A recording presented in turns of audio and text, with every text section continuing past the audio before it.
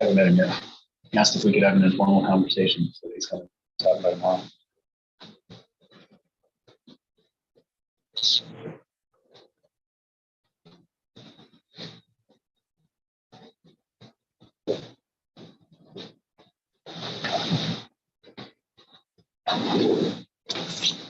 How's your day today, Bobby? Good. Did you work? Or Yeah, so I help with the oncology clinic. So that was today. So it was a short day. that was easy. Yeah, just an extra day instead of 312. Okay, how about your day? It's good. It's like that point in the year where it's like a bit tired, but it also like it's close enough to the end of the school year. What are you doing? I have to. You got it, girl. The punishment of the board meeting. This will be fun.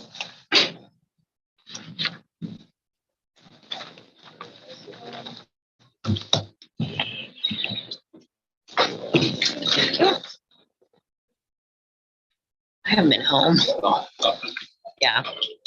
I don't know. He has some stomach medicine that Kent prescribed that's a problem. a year ago. No, and he forgets to take it. He forgot. We should, I don't know what it is, like this type of season, it starts bothering me again. So I don't know. Like, start taking that again and see. I saw him driving with Mark yesterday, and it's the first time I've seen him, so it was one of those Double take. double take. Oh my gosh, that was Lou. But he was, of course, Test. Yeah, well. Yeah, Mark enjoys having a chauffeur. I am not quite as relaxed when they're drive as he is. So I don't like it. I don't like it. even my adult children. It's kind of the same content.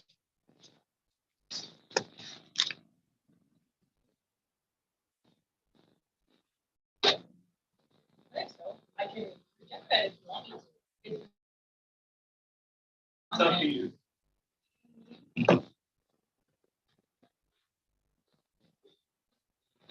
can help. I might help. And then kind of be and it's what I was doing on the 27th. Like, difference between pathways, the portfolio, what's in it.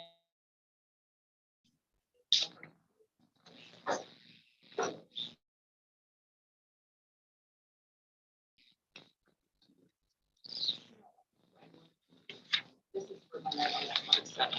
We have like a list of like questions. But I can do it over this.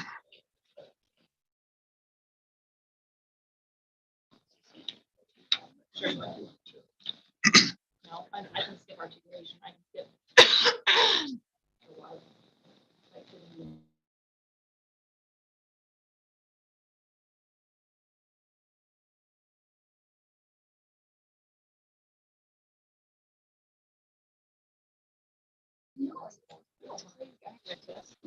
Not that one. You still have the old blue one? Yeah, Mr. For everything. I need to get that one and start it and drive. You definitely need to drive the. I don't know if I want to. I'll just kick the critters out that are probably going to. Really, I don't know do that. Just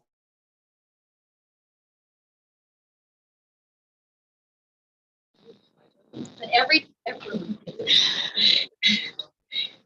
We used to drive the station wagon. My mom, my dad traded that in for this burnt orange.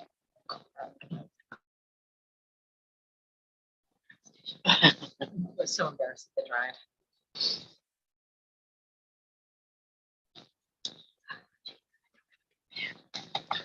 Mine's teal. There's. I mean, it's blue, but it's like really not the blue. Oh, see, I was wrote with the old Vic. That's why I signed it. Mary, That one to too. Vicky. I know. But you drive a station wagon, but Exactly. your pen's Mary. I am a pen snob. We just We just talked about that. Once you find a good pen, and it has to be blue, I Uh-huh. like writing black. Mhm. I know. I think that's like, I think that's exactly. Yeah. Like, somebody, I hate it when anybody else writes in black. Just because you have to sign stuff in blue, that's where it comes from. And I like ultra fine. No fast. I could live in your world. I can keep track of my pens.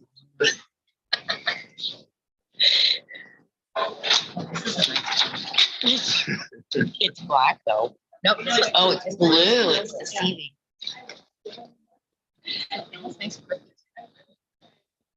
You're gonna lose your hair. No.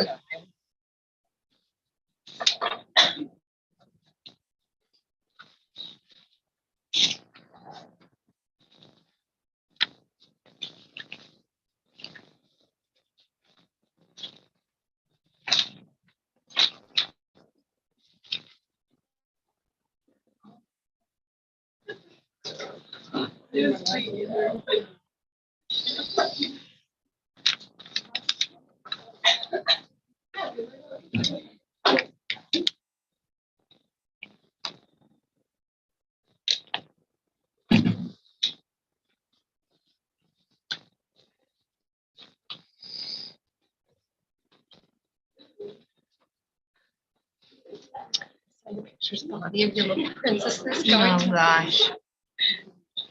I don't think I was ever that girly, so the whole, Mom, do my hair this way, and can you wear makeup? And I want to be a princess. It's just, And here's what Lauren said to me not that long ago, like last year. You know, I've never seen Cinderella, Sleeping Beauty, none of those shows. Brothers never let me watch it. And she goes, I feel like I'm deprived. And I said, go for it. Yeah. yeah. Go see what you think you're missing. I don't know. Yeah. But poor Brian has probably seen more than his fair share of Disney princess stuff already. I think I took her to Care Bear on Oh, yeah. Care Bear Live or whatever. Yeah. So I think we need a little bit more Care Bears in our lives. that was big when probably year when my sister was. Mhm.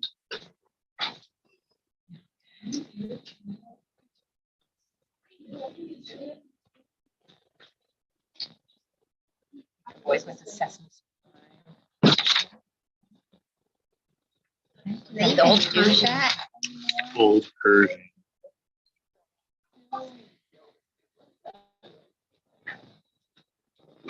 We went to Elmo's birthday. Yeah. Something Elmo.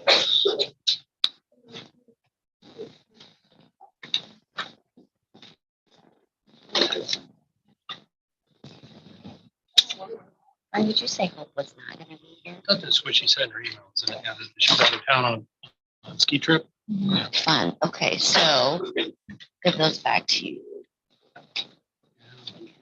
Here, sign those. I forgot the one last one. Did I Last see one is both? contracts. Okay, what else do I need? Do you want me to wait? Approved, okay. Yeah, I forgot to give them to you last month.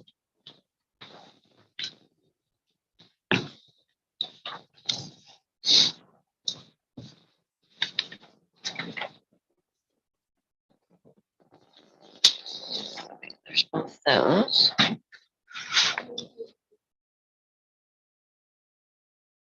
Mandy's is on for today, right?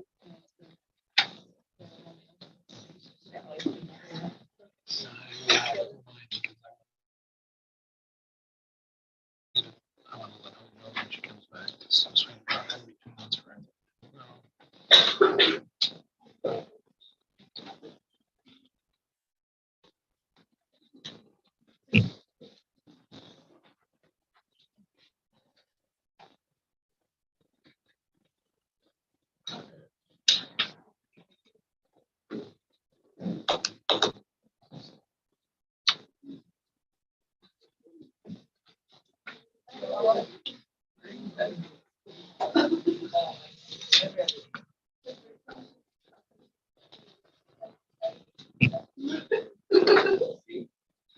No,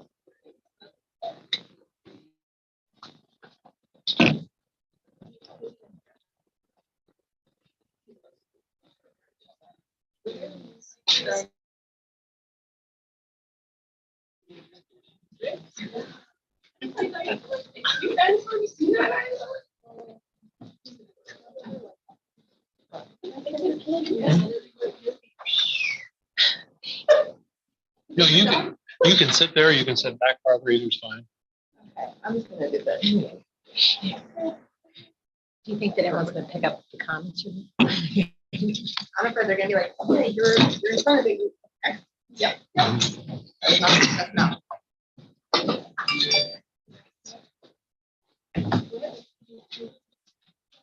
JW. Hi.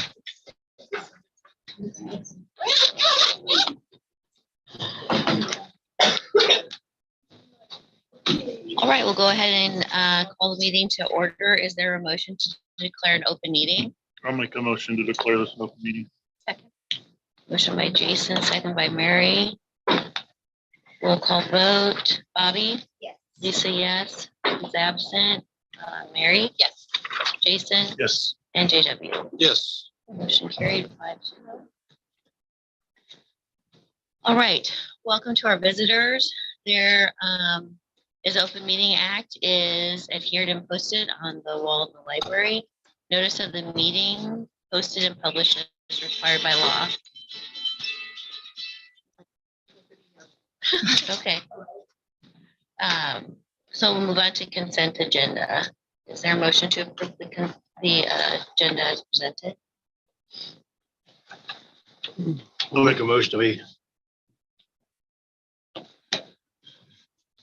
Okay. approve the consent agenda. I'll second it.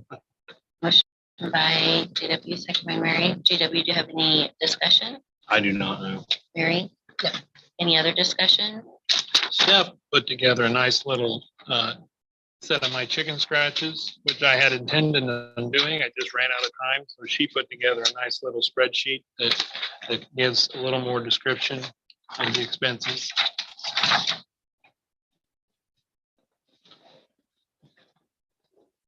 Kind of envelopes did you get for $2,000? They're pre-stamped. Pre-stamped? Yeah, Okay. yeah. So Whoa. the postage comes from,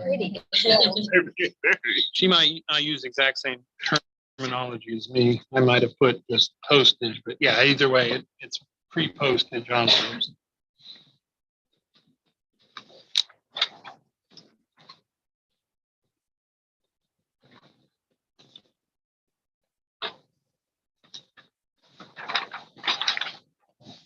Any discussion?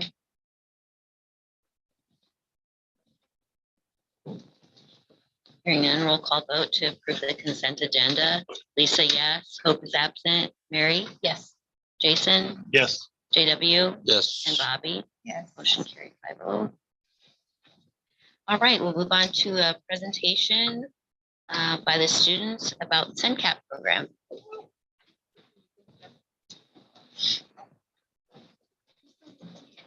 We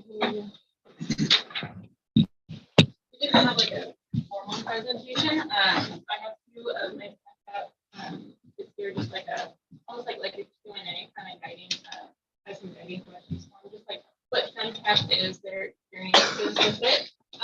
SENCAP is Southeast Nebraska Career Academy partnership, and it essentially allows you to take classes within certain pathways to hopefully put them farther ahead like to go to college. There's a lot of career exploration, job shadowing, resume building. And the goal is essentially after completion of their portfolios is to have a packet of information. So when they go to a job interview, all my information is right here. When I go to apply for a scholarship, all my information is right here.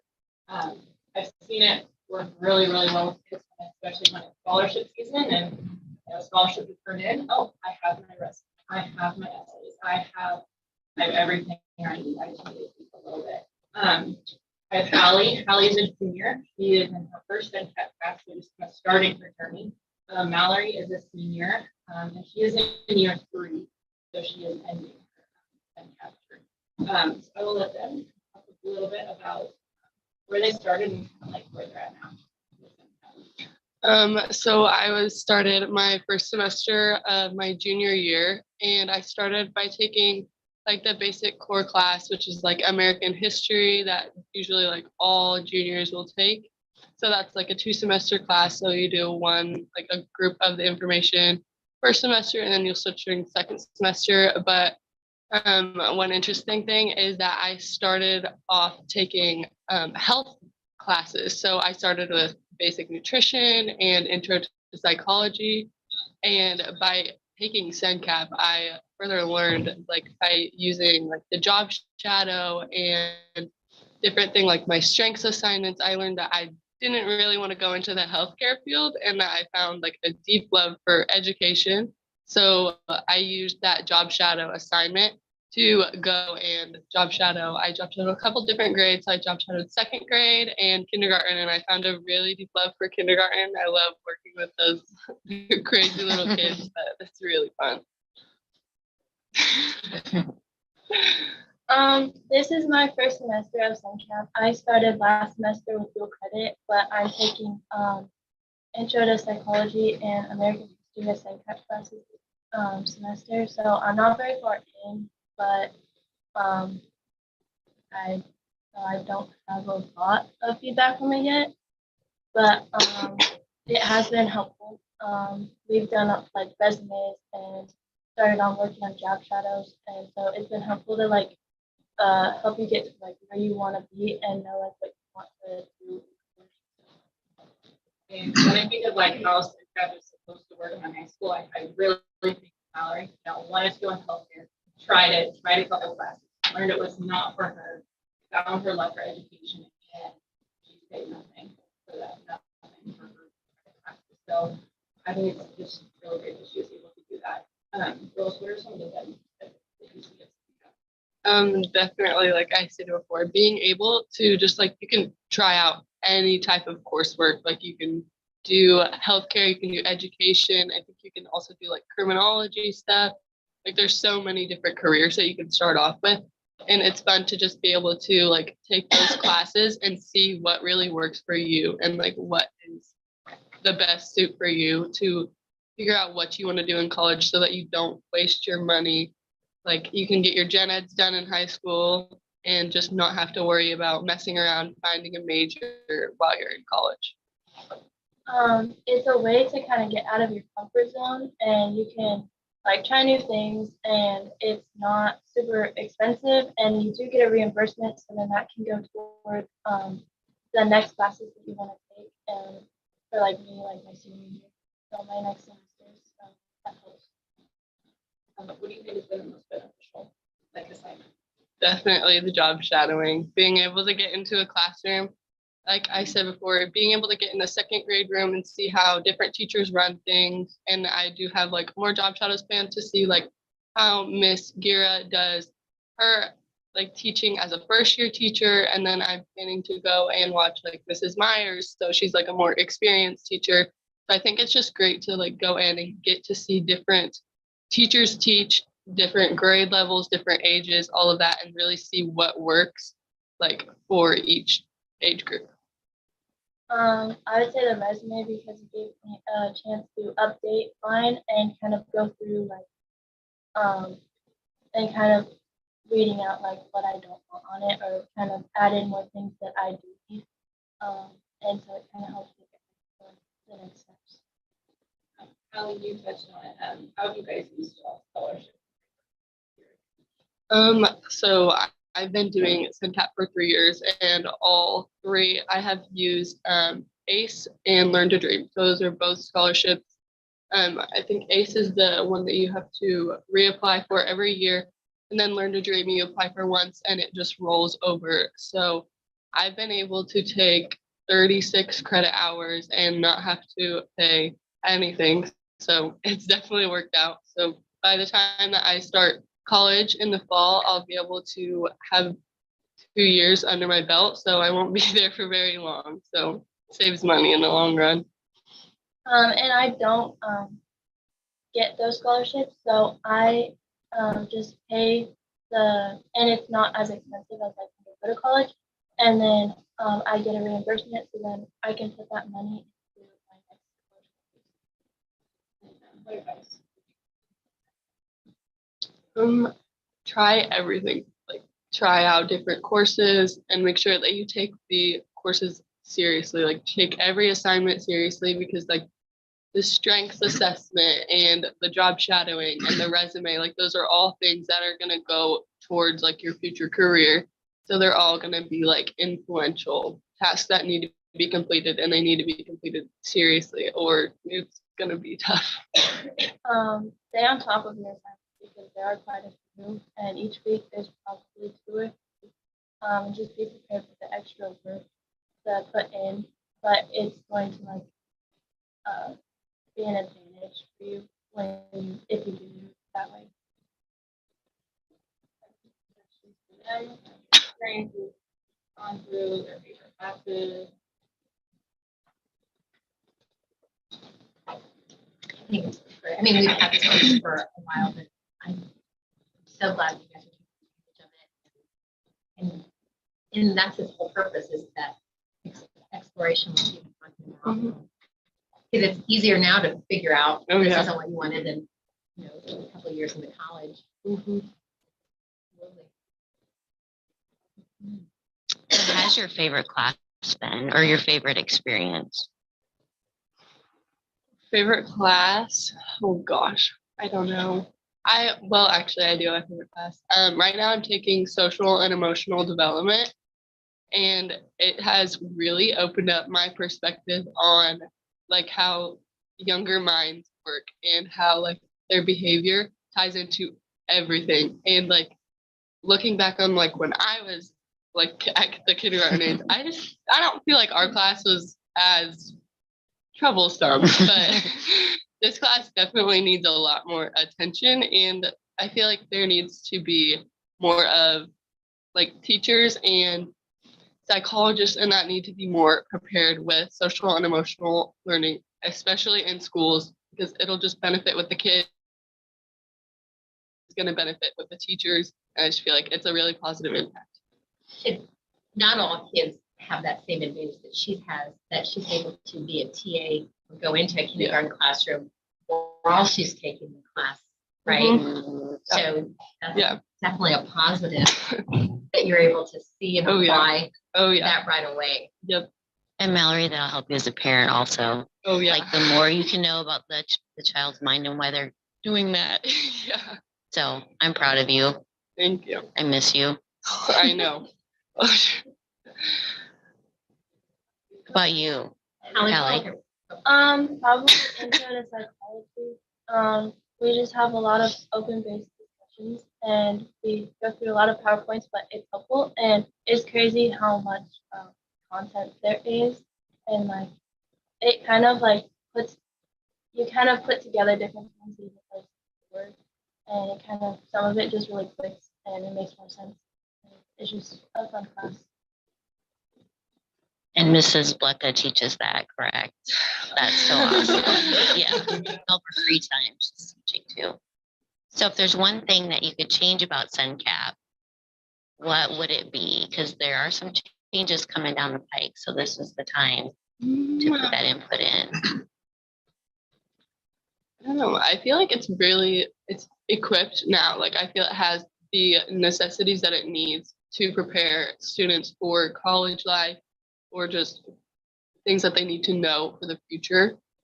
I think it's pretty well equipped. I'm sure that there's something that I'm forgetting that would be great, but nothing that comes to mind right now.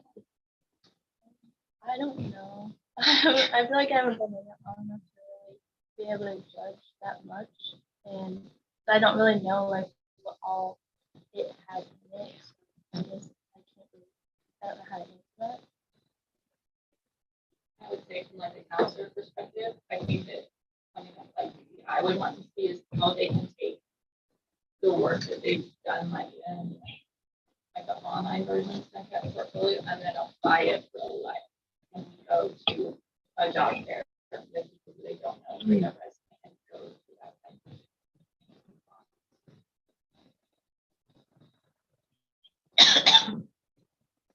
of Your first semester as juniors, is that the first time that they can apply into classes? Mhm. It's open for sophomores, but yes, it has pretty strict requirements and admission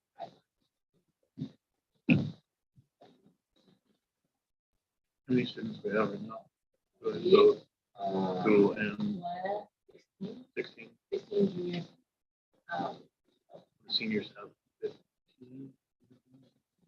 I think 15. Yeah, I was just trying to think of. Yeah. So I think we have like 15 or so 16. why do you think some of those other kids who aren't taking it, are they? I think it's, well, like earlier stated, you have to take advantage of these classes and you need to be able to earn them. So like it starts freshman year, like you have to work hard, you have to get the GPA, you have to get your assignments done. And I think that some of our classmates kind of fell behind on that and they didn't really take school seriously. So they're gonna suffer in the long run. But A lot of my classmates they aren't taking just college classes in general, or they didn't want to go the SENCAP route, was because some of them don't really care, but then others kind of have, I guess, their own goal in their mind that they didn't think that they really needed SENCAP for. And I feel like, I guess this could be one thing. We could be a little bit more educated on how it can help us, because some of us weren't really sure like what all it was. We were just kind of told, okay, you can do this if you want to. And so I guess we just don't really, before you do it, you don't really know what all it involves, how it can actually help you. So I feel like that also played a role. Mallory needs to talk to the sophomores. Yeah. I'm excited for the night.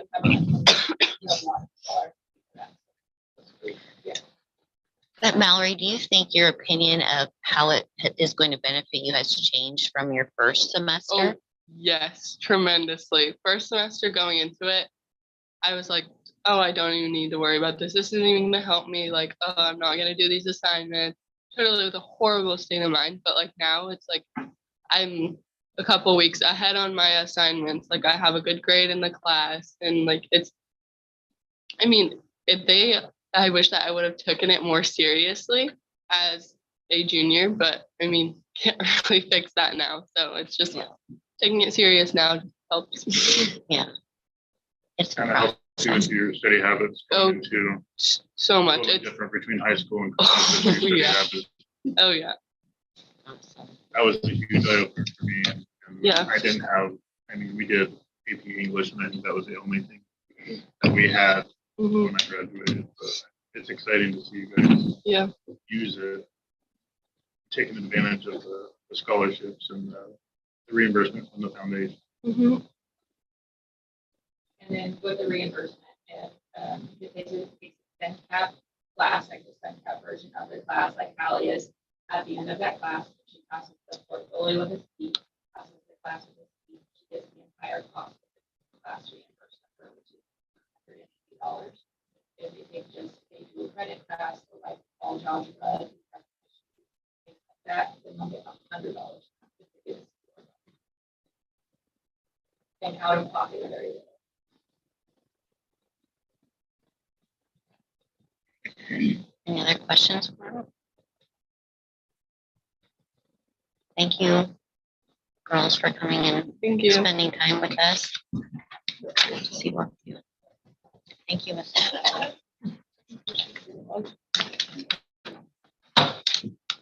All right, so we'll open up for public comment or correspondence.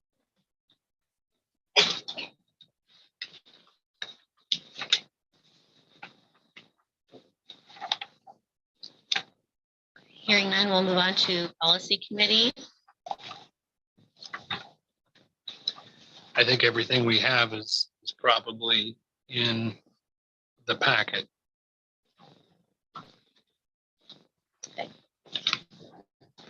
All right, then we will be back with Mrs. Blecka for the counselor's report. Should have had you just stay up there.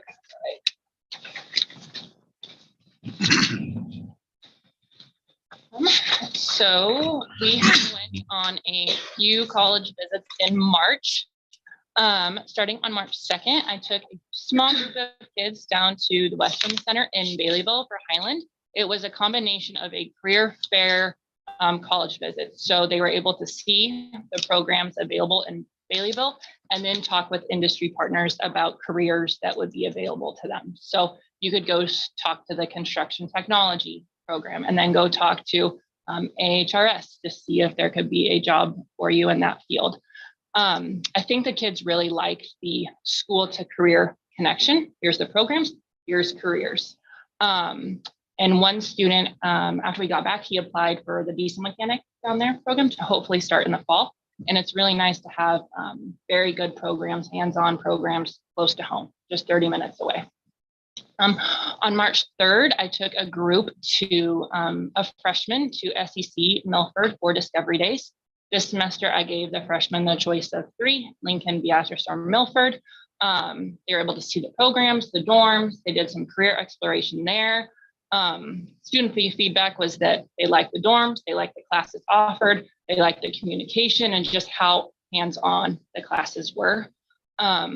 On March 8th, I took my second group of 8th graders to SEC Milford.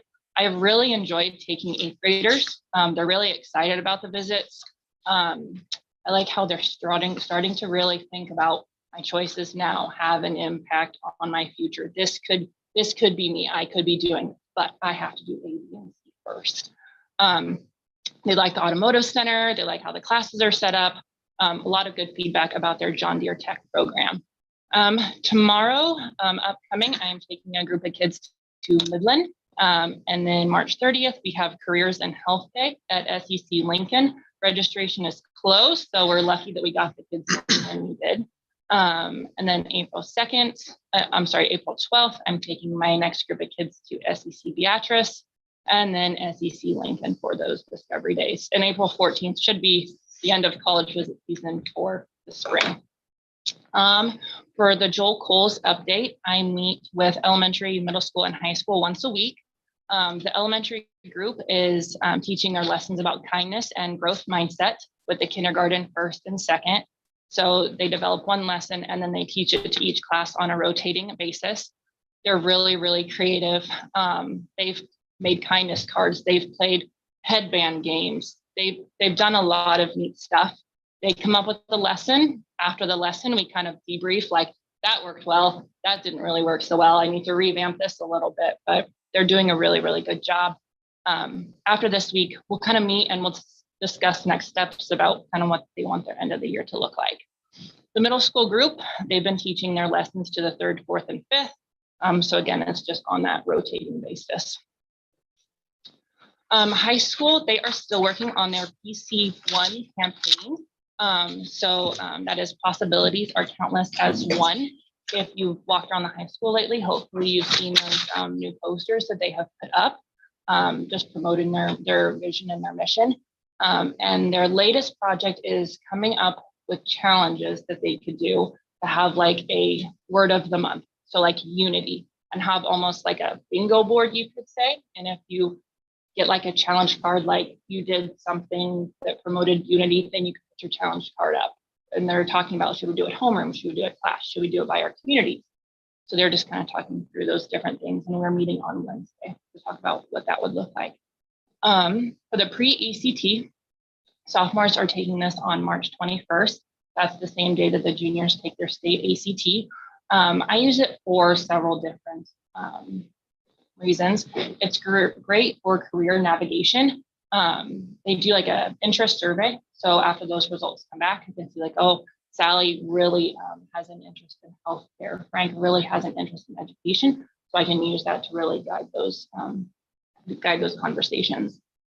They take the test in a structured environment similar to what they would do on the ACT. So when they do take it as a junior, it hasn't been something they've seen it before. They've kind of been around it before. And it kind of gives them a snapshot of their score. This is your predicted score if you take the next classes that you should as you progress. This could be your score. And then it also gives us strengths and just areas to improve with that pre-ACT. So hopefully I'll get those results back. What we have coming up in March. Any questions for Mrs. Blanchett? Did someone contact you from East Terrace about having the trays the union, his name is TJ.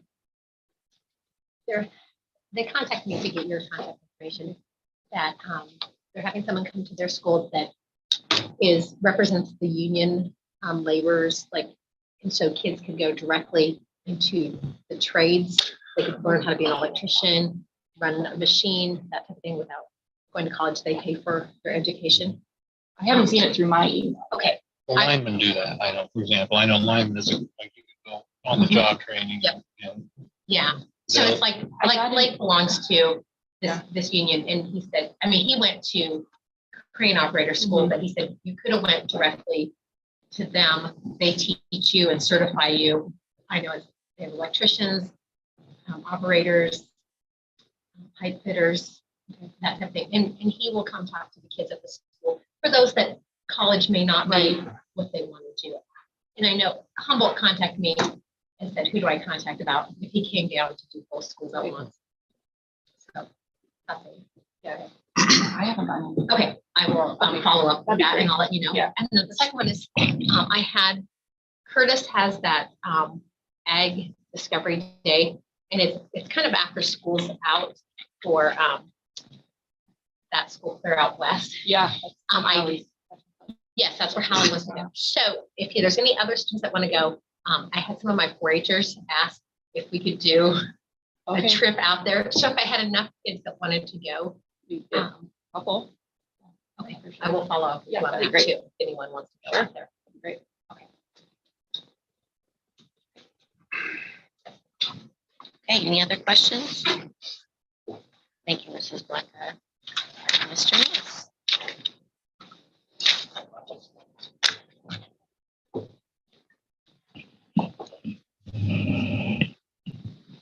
Hi. There are a couple of things on the printed report that I got put together that I completely forgot to type, but are really important. So I want to start with one of them. Since we're talking about academic work at first, today was mock interview day, again, where Mrs. Gira lined up community members to come and interview our students. Again, it was over in the Poteet Hall.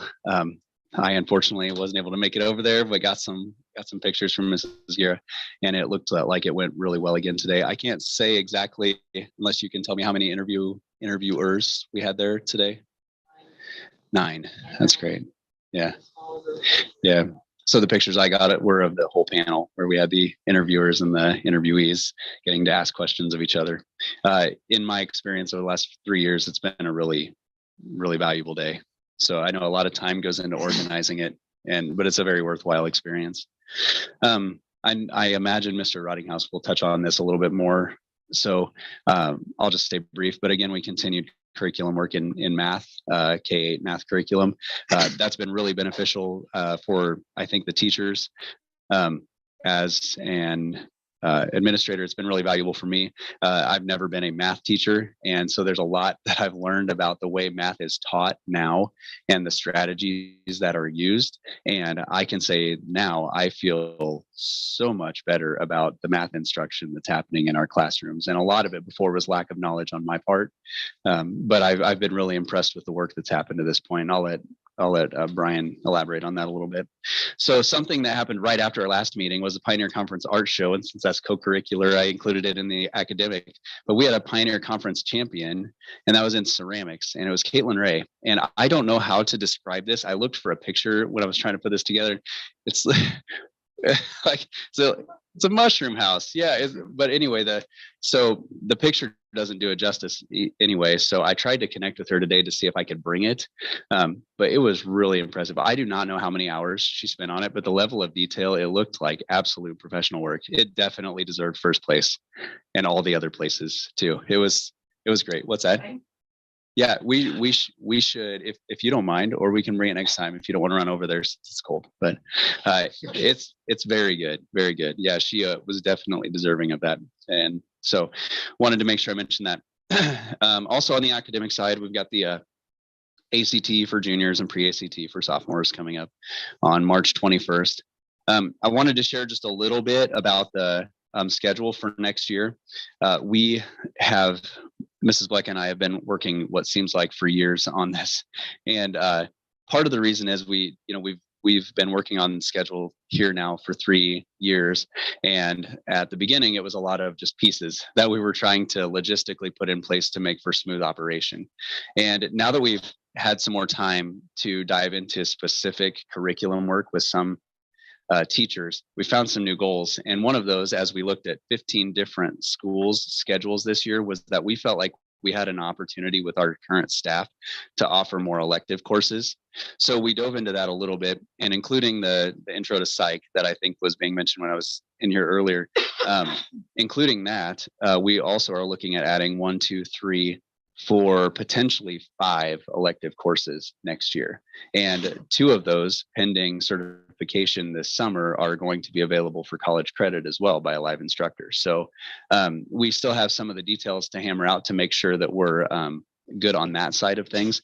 But logistically in the schedule and with the staff that we have, we've been able to put those pieces in place. So that's been one really I'd say one really positive thing that we feel like we've been able to accomplish with the schedule for next year.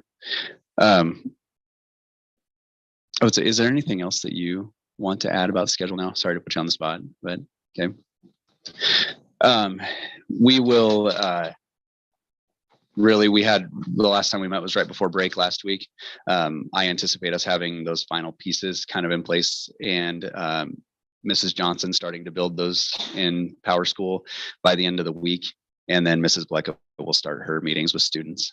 We, again, just it's been pushed back a little bit, but we still have the goal of all teachers and all students knowing all of their schedules and rosters for next year's class here long before the end of the school year.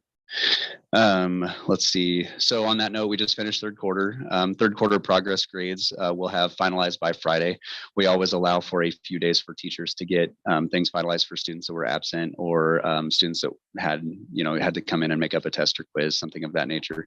So we want to get those done by the end of the week so we can get report cards sent out. Also, another co-curricular yesterday, Mr. Graff took a trip to the Orpheum and had, I think, 12 or 15 kids on this one for Les Mis, which is a 3-hour show. And so, yeah, but it sounded awesome. I really would like to go to that. I'm not so jealous about this next one because next up is Frozen, and I think there's something like 50 signed up for that one. There's a big number signed up for that one. So anyway, I know a lot of kids are looking forward to that one. So on the activity side, track. So spring practice could start this week. So track started. We've got about 35 kids out for track right now. Everything seems to be going really well so far. I know their head coach is really excited. We also started golf practice this week at Kirkman's, and we have 3 golfers this year heading over there. We're just finishing junior high wrestling. It goes just a little, it starts later and ends later than high school wrestling. And their last meet was today at Auburn. I think they're still going, so I don't have results yet. But we have 5 junior high wrestlers this year, 5 really excited junior high wrestlers this year that love to show me their bleeding elbows and their bumps on their face. And so, but they're really into it, and it's great to see how happy they are when they succeed, and it's great to see how excited they are about wrestling. So there's one student that's been walking around with a smile on his face for about a week and a half now because he won a match and he pinned another kid, and we didn't see that coming, and so neither did he, clearly, because he hasn't stopped smiling. Then the last thing activity related would be state speech. And so we've got 11 qualifiers. So many of the kids that competed at district qualified. It's great to see. So they will compete on Friday. And Mrs. Bloss has again been selected to judge. So another feather in her cap. Yeah, pass it around, but be really careful. Yeah. Prize winning. And then last, and I'll let you kind of check that out and move on, but last, just a miscellaneous update. I went down this morning to kind of check out the press box and talk to Scott this morning about it. I know he worked over the weekend. I still don't know how he did it, but he put the windows in by himself. And so either way, the windows are in, yay. So, and then there's just a couple more things to go. There's a couple of trim pieces and then the counters inside to be to be built. So a couple of quick steps left. And then Dave Pope is hoping to be here soon. I think he talked about trying to be here last week. So I think he's trying to be here really soon, maybe even this week, to work on the HVAC. So all the electrical's finished, everything else is done. So it's ready to be cleaned out so we can get ready for our first track meet. So any questions about any of those?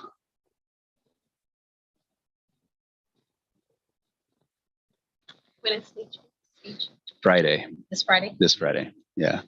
In Kearney.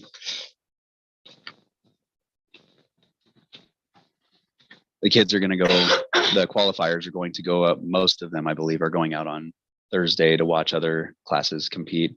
And that's the day that Mrs. Bloss is judging as well. That's good. Yeah. 'Cause a lot of them wouldn't have been out. I mean, there's a lot of first timers, isn't there? Mhm. Yeah, it's a young group. So, It's awesome. but really great. It's so much fun to watch them.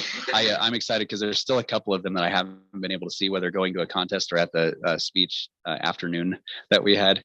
And so I'm really excited to get a chance to see them at state.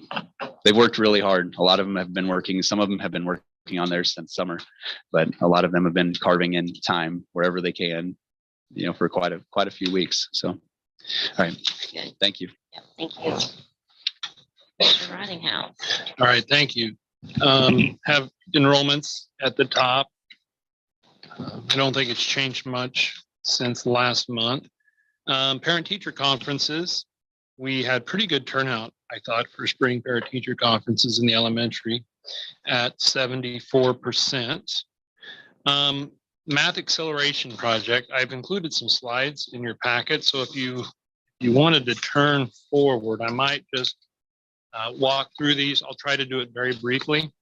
But I thought this was some really good feedback to share, to demonstrate what, and this all came from information that they shared with us, these slides did. So if you look at slide 2, when they came in the fall, we didn't have, much preparation for what they were going to be doing. They just came in and one of the first things they did is do walkthrough observations. And the purpose of walkthrough observations were not to evaluate any specific teacher, but rather, in fact, they didn't even share any of the individual data, but rather to get a kind of a big picture look at what they're doing. And just for your information, on slide 2, I just shared what is on their rubric that they use, and they have 2 key core actions, and this is the sort of things that they're looking for. And I won't get into a lot of those details. And then from that data, if you'll turn to slide 3, just to kind of give us an aggregate look at what sort of things they were observing. Worst case scenario, you might say, would be bottom left. In this rectangle on the bottom left, in that quadrant, not the right content, and all students do not learn what is taught. And then the opposite would be top right. And one reservation I had early on in this process was that the teachers didn't even know how they were being evaluated. Granted, they weren't being evaluated, but they didn't know what data was being look for when they observe. But I think that was part of the process as well. And so that they wanted the whole school from top down. They wanted bottom up. They wanted us all to kind of learn areas that they've identified through their data, this Instruction Partners company, the information that they've identified through their research as the key contributors to student learning. And so on the bottom slide, you'll see where, based on their feedback, where they felt that we were, or their data showed that we were not terribly impressive, I didn't think. Through the process of doing the in-service and the feedback and the work they've done with us in the service unit, they've come back and there was, they said they have never observed any type of growth like this at any school that they've worked with. So we moved from bottom left to upper top right quadrant there as a 3-4-3-4 rigor. Across the board had improved, and you'll see a breakdown a little bit more on the next pages. Just a lot of good good feedback. And so on the first core action, which is, are all students getting access to the right content? So one thing they said, a good starting point is we were all teaching at grade level. We were teaching grade level content, and then they. I still don't think I'm fluent enough in some of this terminology, more so than I was when I started. But you can see that based on their observation data of being in several classrooms in the elementary and the middle school, that you can see. Let's see where we at here. I may have. Yes. So the on the left on slide 5 was where we were at in the fall on core action 1, and the right was where we were at in the spring. So you see across the board, they thought, and they weren't taking it easy on us. They evaluated us with a pretty high degree of rigor. And then on the bottom, and typically if you don't score high in the first core action, on the second core action, which is, are all students supported to learn the content that is taught? What they observed was significant growth on a 4-point scale on the right. So again, don't want to go into breaking this all down, but just I think it's a testament to our teachers, just how open they are to feedback, and ultimately what they want to do is for students to learn, and they're willing to make the changes with just even especially quality intentional sort of professional development opportunities like this. I want to give Julie Pierce a lot of credit for kind of putting the bug in my ear that this is something we really need to do clear back early in the spring of over a year ago. And this was to kind of just a quick review. This was something that was provided free of charge to the district through Department of Education as a way to use their ESSER dollars to address lost learning. And it was targeted, although any school could participate, it was targeted schools that had just implemented new high quality instructional materials, which we had with Eureka Math. Last year was our first year of going from Saxon to Eureka. So they, kind of an oversimplification is identify good curriculum, utilize it, and then make sure you're implementing it with rigor and fidelity when you're providing that instruction. And so that's kind of what they worked with us on. And even though they will step away from the process, Jen and Tara at the teaching and learning, 2 of the teaching and learning specialists at the ESU have been working, and they will continue to provide that support. Particularly Tara Gossman will continue to provide that support next year in that phase 2. And we've already started having those conversations about what are some of the things we can do then long term to make sure that we don't lose our focus here. And then at the same time, turn that next page and now focus on English language arts and reading. The goal then, of course, is obviously the students are learning more, but we hope that translates into better assessment scores. It may not happen. It may not happen overnight, bless you. But hopefully that will translate into the students scoring higher. The final 2 slides, the bullets, and I won't go through and read all of these, but I did want to share them. These were the vision, the action plan that the teachers identified as part of this process, student actions and teachers actions that was guided by the instruction partners that will result in higher levels of learning for math instruction. And then they kind of highlighted areas that they saw as strengths, and then they identified the ones with the orange boxes, maybe the areas where the most additional growth could potentially be. That was great feedback, and I thought, I wanted to brag on the teachers. I take very little credit for it, but I wanted to brag on the teachers and show that in the eyes of this third-party organization that really doesn't have anything to gain other than of course their reputation, but nothing to gain based on how our specific district did, and they were very objective in the data that they provided. That they said, not only are you doing good, we're kind of using you as a model for other districts that they're working with, which that's always fun to hear. Because, and now I think I hinted that I might at least reach out to this company and see what the cost might be associated with doing something like this. And it's a lot, like upwards of 6 digits. So I feel like, which I'm not to a point where I even want to propose that yet. I just don't think it's realistic, but it tells me that we did take advantage of a great opportunity through the Department of Ed. I knew it was probably expensive, but not quite that much. So, in fact, I've got another Zoom scheduled with them later in this week that maybe what are some ways that they can give us some of the support we need without the, exorbitant costs that go along with that. Skipping ahead, turning back in the pack and skipping ahead in my report, school calendar, we'll discuss that when we get to the action item. So I'll skip that for now, if you don't mind. I shared, I think happened, it's about the conjunction with the last, no, it was after that. I'm confusing that with something else. So shortly after the last board meeting, we had a water leak in the basement.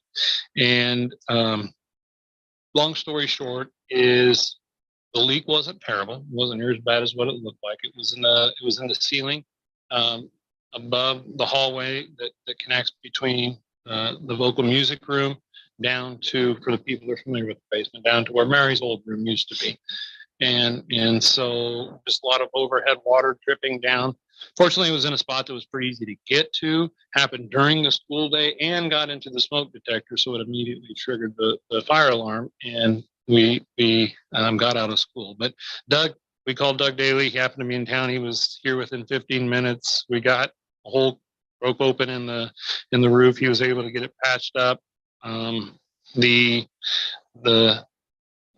I think I sent a note to everyone just to make sure you knew, in case you heard that maybe there was some kind of emergency at the school. Unplanned it was, but it wasn't a major emergency.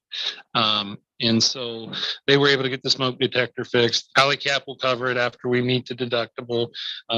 They said since you've got plaster lath there, you've got good air circulation, that you don't have any insulation up there, that you don't have a consistent water source that's going to feed the mold. And the adjusters that come don't work for the insurance company. They're independent, so it's not like the insurance companies. I would say I've been, in our years of working with AliCap and some of the huge claims we've had, we've really benefited. I think they've kind of actually given us the benefit of the doubt on some expenses. So I trust their judgment on that, because in fact, the guy that came down used to work in that type of work. So we've got that taken care of, and hopefully that was just a fluke thing. Doug or the adjuster, they really didn't have a good idea why this would happen. Maybe if it was because it wasn't in a cuff in the line or anything like that. If it was just a weak point in the original line, or if it was shifting in the building, but not sure about that. But and they said, if we replace the line, then where do you start? Where do you stop? Those were some types of conversations we had. Just wanted to let you know that I think last time I reported on bed bugs, that we're going to have them scheduled to come back and do another full building sweep. That happened last Friday. So I came in and walked around, and we hit every classroom, the locker rooms, cafeteria, came back clean again. And we're tentatively planning on trying to then have them come back maybe in the fall, after kids get in the building, maybe for a few weeks, for a month. Try to hit a break when kids aren't around and go around. And so there, I gave his letter from Canine bed bug detection. He's a really nice guy. Got neat dogs. He'll bring in 2 of his little, I'm not a dog person. I don't know what they are, but he brings in 2 of them, and they can do, so him and another guy can hit the classrooms pretty quick. Just wanted to talk a little bit about state aid. I've shared a lot of this in my in my reports, but I do want to talk about this a little bit because I do think it's significant. So, received now officially certified state aid for 23-24. And I've actually included a copy of that if you're interested, but I kind of want to talk through some, and I'll try to make it simple as possible. But so state aid is based off of, in very simple terms, total resources, formula resources, and total formula needs. And most of that data feeds in from our audit, our external audit. They put together a report that's called the AFR, the Annual Financial Report. And that information kicks into their spreadsheets, and they move stuff around, and then they come out with state aid. If you're a negative, you get nothing. They're not going to take money away from you. So if you're a district that has a large land or property tax valuation, you don't get any state aid other than allocated local income tax, which is total income tax paid in your district, like 2.3% of total income tax spent in your district stays, and then option aid if you're a net option, positive net option district like us. We are a positive net option district, but most of those factors go what is called into the formula, meaning you don't, if you're equalized, if you get state aid, you don't get more for being an option if your equalization aid is greater than your option aid, or if your equalization aid is greater than your allocated income tax.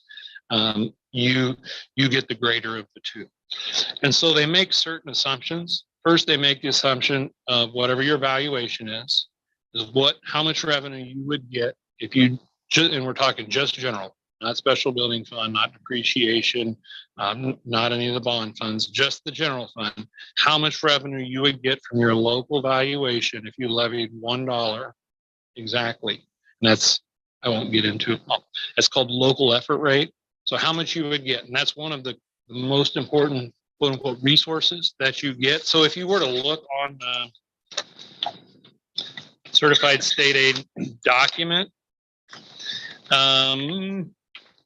it shows or at the bottom on the front page, it would have been right behind the bed bug letter, which was right behind the PowerPoint, so about 3 or 4 sheets behind it. At the bottom, it shows yield from local effort rate. So it's assuming we can get $3,432,643 from our valuation at $1, at a $1, and sometimes they change that, but they didn't need to this year because the state has an abundance of cash right now.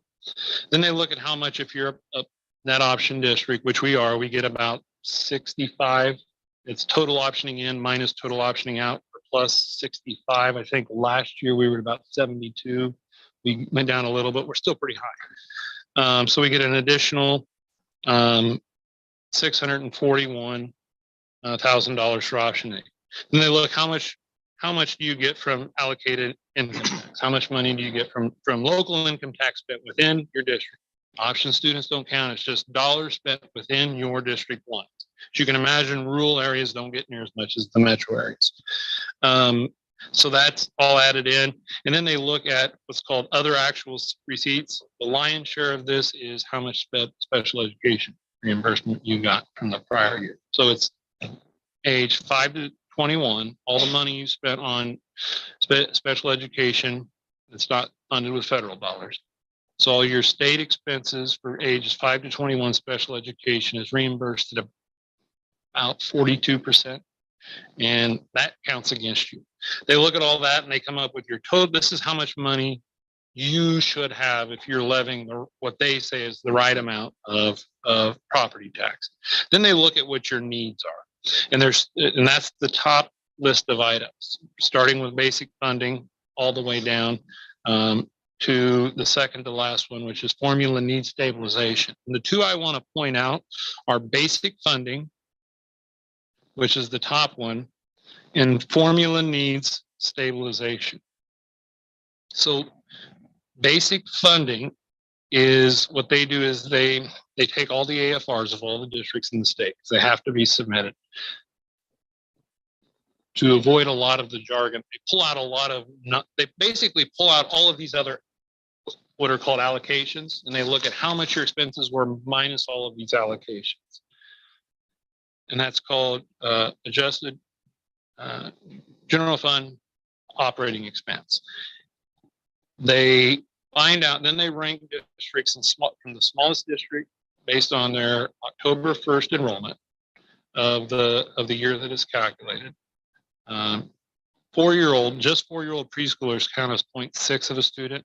And then there's a few other minor adjustments. So for example, our formula enrollment was 254.55, 254.55 students on October 1st of 2022.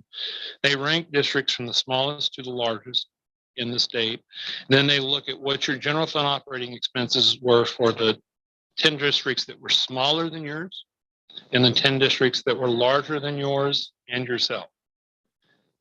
They rank them in order from the least, you might say the district that spent the least to the district that spent the most money. They drop the 4 outliers, the 2 smallest spenders and the 2 largest spenders. And then they come up with the average. That average is that number that you see at the top. Basic funding, and they plug that in. And that's where they start. That's important because our enrollment did decline. This last year quite a bit. It was a decline of wrong page.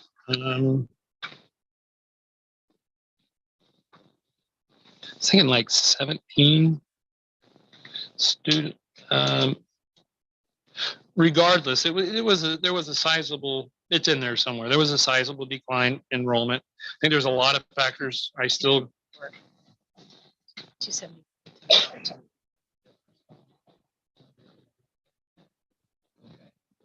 71 to 250, so about 17 roughly. So I still think the housing market was a huge factor. We just haven't seen movement coming into the district like we did, say, the summer of 2019, going into 1920 school year up until we closed for the pandemic. We saw an influx, for example, of 47. Now, not all of them stayed, but from the day school was out in the 1819 school year up until we closed on March 17th, we saw 47 new students come into the district. We haven't seen anything like that this last year. I'm hoping that returns now that the economy, and usually you see the biggest influx in the summer. But because we were compared, and that can change, there can be other variables too, but generally if you're compared to smaller schools, your general operating expenses, general fund operating expenses are going to be a little lower. So our, that number was down from last year. It would have been if all other factors were the same except for our enrollment compared to those 20 districts, it would have bumped it up significantly for this year. It would have increased our state aid for next year. But what then they do is they add in all these other allocations that they subtract out because they're specific to us. And these are pulled straight out of the AFR, the annual financial report. They plug them all in. And then if you don't get the same amount of formula needs as you had the prior year, they give you a 1-year grace. So they pull your needs back up to where they were for just 1 year, and that's what the 325,682. So in other words, it's saying that your needs for this year have dropped by 325,000. That's happened one other time. It was my first year here. No, maybe the year before I started. I was, if that's the case, I'd have still been a board member at the time. I was a little green to this process. So I didn't know what that was like a leading indicator that you could lose state aid next year. Now I'm a little more aware of that. So state aid could theoretically drop by 325,000 next year.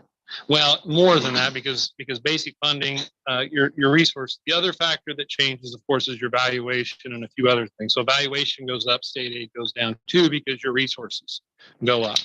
But generally, that's why we're seeing a reduction in state aid next year. Not next year. We'll see a little bit because of valuation changes.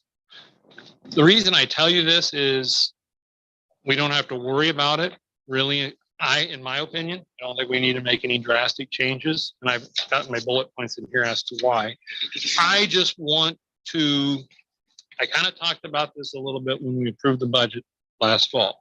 I just want to plant the seed that state aid could take a dive in a couple years.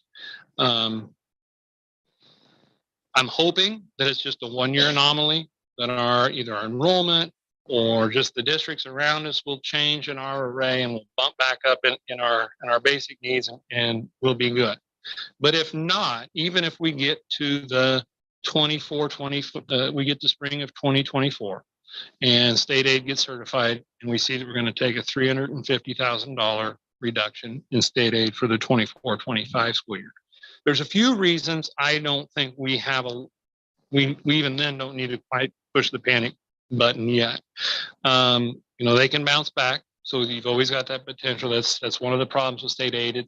You're kind of just a victim of the formula and how it, and one I didn't even put in here that is there's legislation coming out right now that if the governor got his legislation through and Brandt got his tagged on, it could be a huge windfall for a district like ours, significant amount of additional revenue that would come in. So I'm hopeful, although I've been through this enough to know that don't be too hopeful. I'm hoping that the housing market is relaxing and we'll start to see more of an influx of people back into the community. As I pointed out, even if basic needs doesn't bounce back next year, good chance it will in time. Just because unless our enrollment continued to decline, I think we're going to see that happen over time. And the other thing is this has happened before. Coming into, I guess it would have been my first year, so the 16-17 school year, we lost $340,000 in state aid. We had to bump our general fund levy up to about $1, and then we've been able to ease it off slowly since, and we're down to about 89 cents now on the general fund levy. And then it bounced back, and then again the next year it went down 212,000 in the 18-19 school year, and since then it's gradually been going up. So I've known that, and if people ask why do we have a few different reasons. Why do we have as much money as we do in the general fund? One is I know this is going to happen, so we want enough of a cushion to absorb at least 1 year without making any kind of drastic changes, either in so that would mean 1 year we spend more money than we generate, and you just know that. And going into the budget, you're knowing that pattern continues into the 25-26 school year. Then we probably need to start having some conversations about, okay, what are we going to do? Are we going to go to $1.05 on our levy? Are we going to look to make some cuts? But I think we're several years out. I just want to have the conversation now, so I plant the seed, and I can hopefully say next year that, remember, all that not going to happen. We don't have to worry about it. But just want to plant the seed so we do have nice cushion.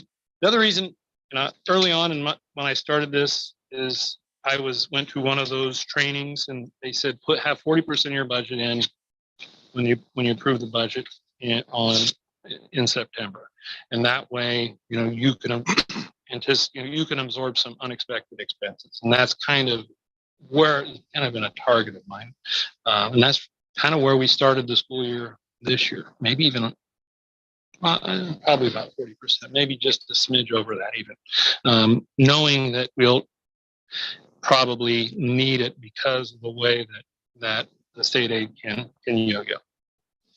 I think that's it for my report. Are there any questions?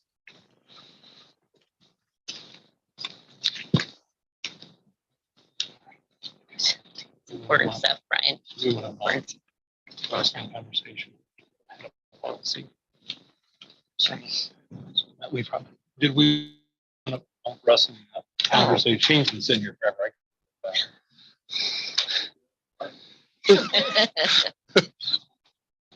We can, because policy is just so interesting for everybody, but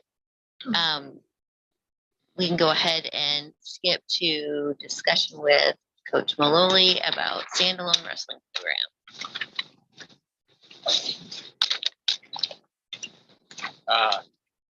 First of all, those of you that don't know me, my name's Shane Maloli. And I've been blessed to be able to coach football, wrestling, thanks to Derek and Brian, allowing me to do that for the past few years. Football for the past 4, wrestling I've been a part of pretty much all of Andy's years also. I'm not going to be as intellectual as Brian was. I promise you that. I keep it pretty dumb because then I understand it. Wrestling has always been a huge part of my life. And just my background in wrestling, wrestled at Lexington, Class B. We would have 40, 45 wrestlers. It was huge. It was multiple state champs all the time. My senior year, I was number 2, number 3 ranked 85 pounder then. Just wrecking people. I mean, it was a blast. My dad passed away 2 weeks before districts. I kind of had a little bit of a setback. After that, still made it state, went 2-2. So if you say the wrestling is not personal for me, it's very personal. So I got coached by one of the best. My cousin Fred was wrestled in the USA dual team, France, Germany, and multiple other places. He's always been a big part of my life. Still is a big part of my life. So when I talk about wrestling, like I said, it does get personal. Being able to coach Andy, Aiden, and some of the boys that came through, Ty Falks, and even Brant Leach, I give him a lot of crap for not going out this year, but wrestling is a very personal, tough sport. If I talk about, some of the life changes that I think wrestling gave me, I could go on forever. I think back to SWAT school when it was, you give me $1 for doing it, couldn't give me $1 million to do it again. I think back I wanted to quit. It was so hard, sleep deprivation, just getting beat up. Looking back and the resolve that I had to finish it out. And actually, there was 40 of us that started, 20 passed. And I graduated number 1 in Columbia, South Carolina. And I think of the resolve that I had just to battle through, not only battle through, but I'm going to do it to the best of my abilities. I believe that came from wrestling.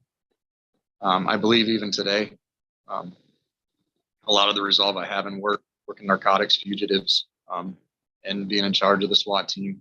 And I believe that resolve came from wrestling. I played football through college. I understand that.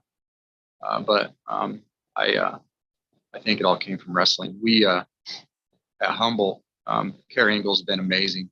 Working with Kara has been absolutely amazing. She's such a huge supporter of wrestling. And at no point in time am I here to talk about that I want to split because of any ill will or bad blood or anything like that, because it actually hurts to be able to even to sit down and talk about this. But the positives that I'm going to talk about are, I think, are there, but there's still some negatives if we do end up talking about a split. And one of those is not being able to work with Kara is huge. This is what I would like to look into. This year, I had 4 varsity wrestlers, 4 in Class C. Okay, I had Ty Falks, I had Andy, I had Jesse McLaughlin, and Caden Deemers. Caden Deemers hadn't wrestled a day in his life and came out because we basically told him he was coming out. Boy, that guy got wrecked every day in wrestling. He had Andy, he had Ty. And that kid was the toughest kid in the room, man. Jesse too. Jesse when you have to wrestle with kids like Andy and Ty, Jesse came out with concussion. I remember when it happened, I saw Andy do it. Here's the deal is when you don't have enough wrestlers, you can't slow your top wrestlers down. Iron sharpens iron when it comes to sports. 100 times over, iron sharpens iron, and especially in wrestling. When you look at what we had going into Class C, it was brutal. Andy was 195 pounds, ranked 7th and 8th all through the season. Andy lost to a kid by the name of Hunter O'Borney from Milford, 4-2. He was 2-2 tied going into the third, and Andy wrestled amazing. Hunter O'Borney in Class C placed 3rd at the state meet. The Class B state runner-up, Hunter O'Borney, beat 8-4. These are the kids Andy's going up against. In Class C, that is a wrecking ball of a wrestling program. A lot of your Class C teams thrive on wrestling, and it's very, very difficult to compete. We're going up against teams with 14 to 16 people. So I look at next year. I look at some of the kids that may not go out because they do have to travel to Humboldt. I have an amazing 7th and 8th grade group right now. Amazing. I have Ryan Hayes. I have Dylan Lane. I have Luke Hunziker. I have Peyton Rose. And these are just kids from Pawnee. I have a group, and it's hard not to strike while the iron's hot because I don't know what these boys will do later on. I look at what wrestling has done for these boys and where they've come from. And I tell you this, and I'm not trying to knock on any student, parent, or anybody here. Wrestling's a lot of street kids. Get your street kids. You really do. And they make your best wrestlers, man. And when I talk about street kids, possibly low-income families, these kids are brought in, and if they can learn from a coach, a wrestling coach, and I feel, I truly feel that I know wrestling. I feel I'm a good wrestling coach. If you came into my wrestling room and you heard me talk, you'd be like, oh my gosh, I got to walk out of here, But these boys, they're an amazing group of kids, and I feel that I have the connection with them, such as Ryan Hayes, who I've coached since 3rd and 4th grade. Now, you also look at what Humboldt has. They got a kid by the name of Draven Lamb, who is a man amongst children right now. And Gage Teeter. Is it Teeter? Gage Teeter. Am I right? Schutz. Great, Gage Schutz. Yeah. I have Gage, and I have Camian. I can't remember their last names. Who's an amazing little wrestler too. His dad talked to me a few times. I've talked to Draven Lamb's dad a few times. So now we look at what do we leave Humboldt with? Possibly 3 wrestlers.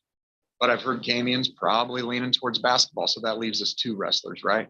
So now I'm possibly taking 4 wrestlers from Pawnee down to Humboldt, and I have 6 wrestlers, and who knows how long those kids will last, because you never know. I thought I was going to have 10 wrestlers coming into this season. I had 4, and we're battling in Class C. We're not giving these kids a chance to really compete. I look at what Andy could have done in Class D this year, just based on his athletic abilities. Probably would have been a state runner-up, if not a state champ.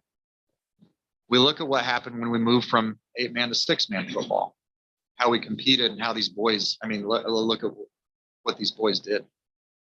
I look at that and I'm like, we're not bowing out of the fight. We're trying to give the boys the fight and the girls. Okay, I've got an amazing girl wrestler, Ava. Oh my gosh, she will wreck you in practice. I don't want to wrestle her. Amazing girl wrestler. So now I look at, if we do look at bringing wrestling here, especially if we have to go back to 8-man football, the success that we've had in 6-man football is amazing. So we bring it to 8-man football. If we do go back, the linemen, the linebackers, if you look at what Andy did on the football field, and you look at people like Jet Farwell and Justin Pierce, who also wrestle, you look at some of our top athletes and what they did on the football field, the balance, the footwork. you know, here's the deal. And I've always told the boys and girls, you can't run from the guy in the circle. You got to wrestle. You got to go after him. So if you look at the way Jet Farwell ran the ball, his balancing coordination, Justin Pierce, I mean, just look at him at quarterback. That kid shouldn't be able to throw a ball anywhere, and look at what he did. Okay. And then you look at Andy, you look at him on defense, the way he attacked. You look at him on offense, his balance and mobility. It was second to none. And also when we went on recruiting trips with Andy, one of the coaches at Morningside knew about wrestling. And if you looked at his recruiting class, it's all wrestlers almost, because the resolve and the competitiveness that they have. So, in me emailing back and forth with Derek and Brian, and I knew what I was going to get back from Brian. I need to know about money and stuff like this. And I get that. We do. You look at wrestling mats. Okay. What are they going to cost? We could go anywhere from $500 to $6,000 depending on what you do. Okay. You look at singlets. What are they going to cost? You're going to have 2 or 3 for each weight class, because hopefully if I do bring wrestling to Pawnee City, it's going to be successful. We're going to have a lot of wrestlers, but it's got to start at the youth. So now we look at the youth kids and bringing them up. If you look at Derek and Darren Garfield, if anybody doesn't know these guys, Central City and Fairbury, I played college football with them both. They have built amazing wrestling programs, and it started with the youth. So now we bring youth into this. Now, obviously, the most important thing, where do we do this? Where do we practice? Unzicker's got a shed I can use. Hey, I'm all. They must sweep it when they're done. We will. I'm going to tell you, all I need is heat in a bath. That's it. I know that there's some buildings that we could possibly use in town. It's just a matter of what it'll cost and if they'll let us do it. We look at the auditorium. I don't know if Miss Bloss is going to be like, okay, Shane, you can run wrestling on my stage. I'm pretty sure she may give me double fingers. I don't know. Okay. But on the same note, there's all possibilities. Okay. I look at more positives that outweigh negatives in bringing wrestling here, especially with the group of boys that I have. Also with the girls, girl wrestling is huge right now. Okay. I mean, it is amazingly huge. So then we look at, what are some of these girls that aren't going out for basketball? And then being able to wrestle, what it could do for them. I'm going to tell you, I have Doan, Concordia. I have these girl wrestling programs that email me, hey coach, you got any girl wrestlers? No, I don't. Well, let me know if you do. It's not about, hey, I heard you had this wrestler. Hey, I heard you. Do you have anybody? The scholarship offers that they could get, just wrestling, So I also look at, Hadley would sit here, he'd be punching me in the back of the head. Okay. Would I be taking basketball players away? Yes and no. The good basketball players are going to stay. There's, and I make fun of them all the time. If next time you get in a fight as an adult, shoot a layup, see where that gets you. Wrestling is it's always been big with me. But I look at some of these kids that could benefit from it. I mean, because I always talk about the street kids. I was once one of those street kids. Okay. And so I think about where I would have been had I not been in the wrestling room. So I would love to coach wrestling at Pawnee City next year with the group of kids that we have, because I see nothing but benefits for us. I would hate to take it away from Kara, the coach, some of the kids, but we have to look at keeping them together doesn't help them compete. Breaking them apart helps them compete, especially if we go back to 8-man football. I can't think of anything else off the top of my head I want to say. Thank you guys for hearing me out. I can put together some numbers together, and email them to Brian and Derek. And also, we look at, I guess one of the things is an assistant wrestling coach. I feel like I have enough kids that respect me, that would want to come out and help us. I'm not sitting, I guess I am sitting here saying, going back to Humboldt and coaching these kids in Class C would be very difficult for me too next year, because I know what it would be, just another wrecking ball. If it does come here, I'd love to be the head coach. If it does stay in Humboldt, I'll probably step down, and I would have a hard conversation with Kara, and I was actually supposed to meet with her before this, but work got in the way today, and I was supposed to be at the 7th and 8th grade wrestling meet. That's disheartening to me right now because those boys are working so hard, and girls. But an assistant wrestling coach, I'd love to have one, and I know that I could have one here. But that's where I'm at with it. Thank you so much for your time, and hopefully, I hope that we could get wrestling here at Pawnee. Any questions for me? So I know, Shane, I told you that, in my mind, I said, you've made a compelling enough argument to me that I said, you need, at least need to talk to the board. I don't think we're in a situation where we would, No. at this point, we just wanted to play at the seat, right?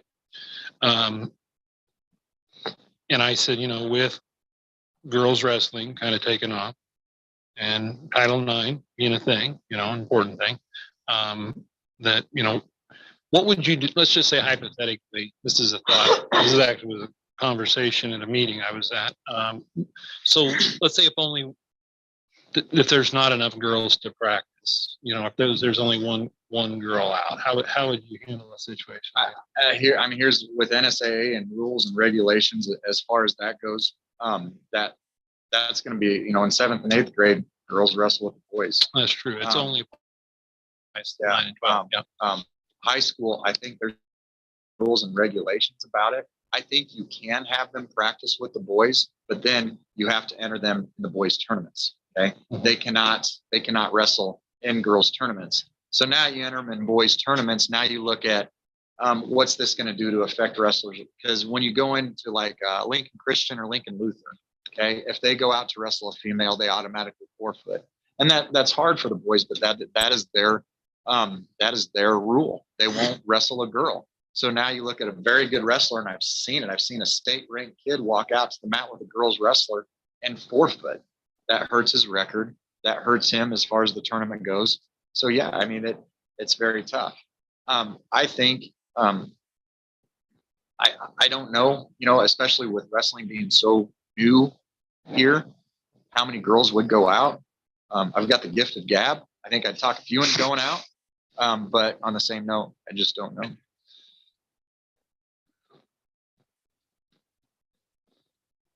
It would make more, if we were going to do it, I would, if there was enough participation, I'd rather see them independent. Yeah.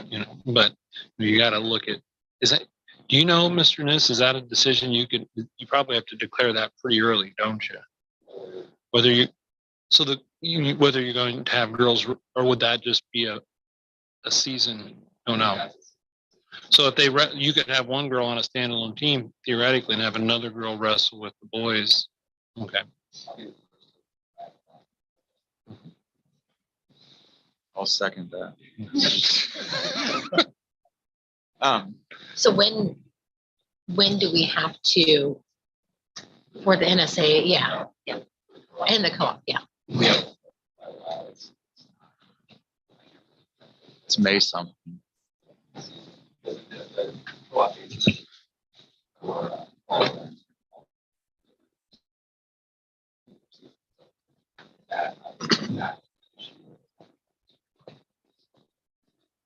I'd just like to add, that the conversation in no way out by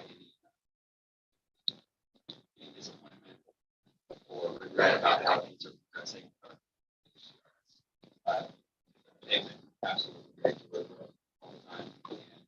And, I made sure that I talked to them today too, just discussed at the meeting too. I think as a competitive person, she also understands the dynamic between Class C and D. So I think Shane brings up a lot of conversation.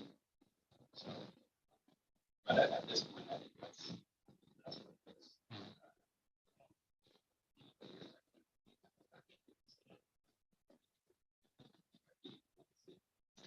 One thing in the end, I do believe Andy got a very fine scholarship to play football. Had he not been a wrestler, I don't think he would be there. I don't think he would have the ability playing college coming from 6-man into what he's stepping into. But any other questions for me? Told you it wouldn't be as intellectual. Close. I don't know if you can answer this if any prior, Derek can, but would we have to take out any extra insurance if we had our standalone? No, we would be covered automatically under our alley cap, and as long as we're complying with the rules, we should be covered under NSAA's catastrophic as well. I would request if you guys and gals do know of a building in town, a place we could look at, I would love to go look at it. Yes, we I remember when I coached, I coached at Tecumseh years and years ago. And we had it at a community center was practice. And We did the 4-H building last year and now they're back to the community building. Yeah. downtown. I coached with Larry Keel. And it was, but it works out. Like I said, all I need is heat and bathroom and I'm good. I wish I had my shed heated and everything. I'd just do it right there. But that's all I need. Someplace big enough for 2 mats. I don't know if you can picture that in your head. That's what I need to be. I mean, we could always build a bill. I'm not joking, but That's like $1,000. oh, easily. Yeah. Probably. So the cost, it just, I kind of explained this, just remind everyone, some new folks here, this goes all the way back to Terry will tell the story. He wrote the collective agreement when he was still working at KRS. And the way that the deal worked out was we paid for the coach. So we pay Mr. Fairby, Coach Malloy, we pay that salary. So it wouldn't be an additional expense for us. The assistant,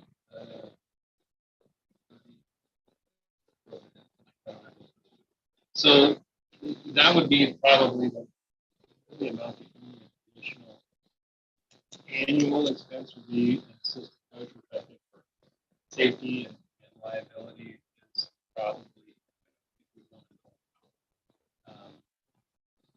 so that would really be additional expense. We do a lot of transportation already. It might be just, I don't know, it might be a wash from the additional driving we might do to meet, but not having, it might be less. So I don't even know that there would be a lot of additional transportation costs. It would really be the assistant and then the startup cost of that. And also, if we could have our own invite, have our own meet.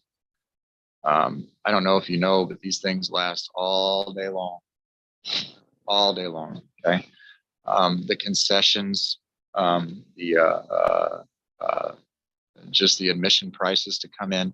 And when you have 80 to 100 wrestlers coming in, the fan base that follows grandma, grandpa, everybody, it is a very big moneymaker for that year. I've heard of some schools being able to pay pretty much their entire year just from the gate that comes in.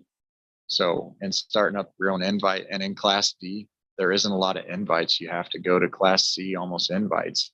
So if we had our own invited Class D and possibly some other Class C teams, just the money that you get there is very substantial. So how far would you have to travel for Class D? So we'd have, I know we have Weeping Water that's Class D. There is, we would still probably keep JCC on our schedule because that's a lot of Class D tournament. We would still probably go to like the Cross County tournament, which is in Stromsburg, which is a lot of Class D. But the thing is we could, with the amount that we have, see, I had to cancel all duels this year just because we only had 4 wrestlers. Nobody wants to travel to those. So we could invite JCC up for a duel, Conestoga up for a duel. We would probably hit a lot. I bet you around here we're going to hit a lot more Class C teams than Class D, because Class D, obviously, if you saw where we traveled for football, that's where you're going to get a lot of your teams. Okay. But what makes it great is we sharpen ourselves wrestling a lot of Class C kids. And then when we hit state, you know, we have a lot better shot. So, yes, Meridian. Yeah.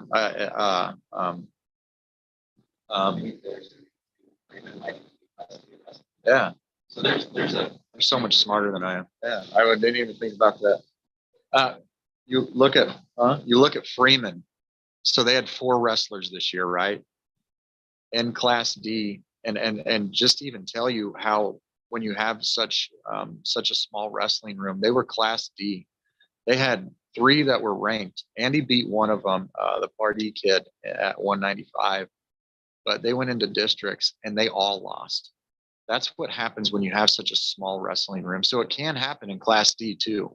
I want to put that in your head, just because you're Class D, but they go to a lot of Class D tournaments. Okay. So I would know as a coach where we have to size these boys up at, you know, where we can sharpen them, what tournaments to go to.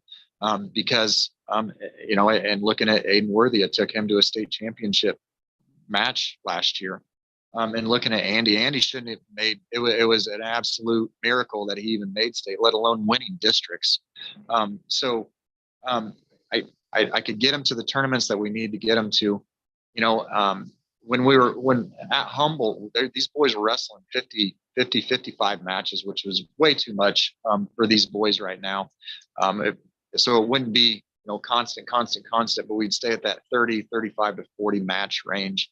So if you figure 5 matches per tournament, you know, it's you're looking at 7 possible tournaments along with some duels. But transportation, you know, hopefully I get this thing big enough to, you know, if we do get it passed, to take them on a bus. Usually it's just a couple vans that we take.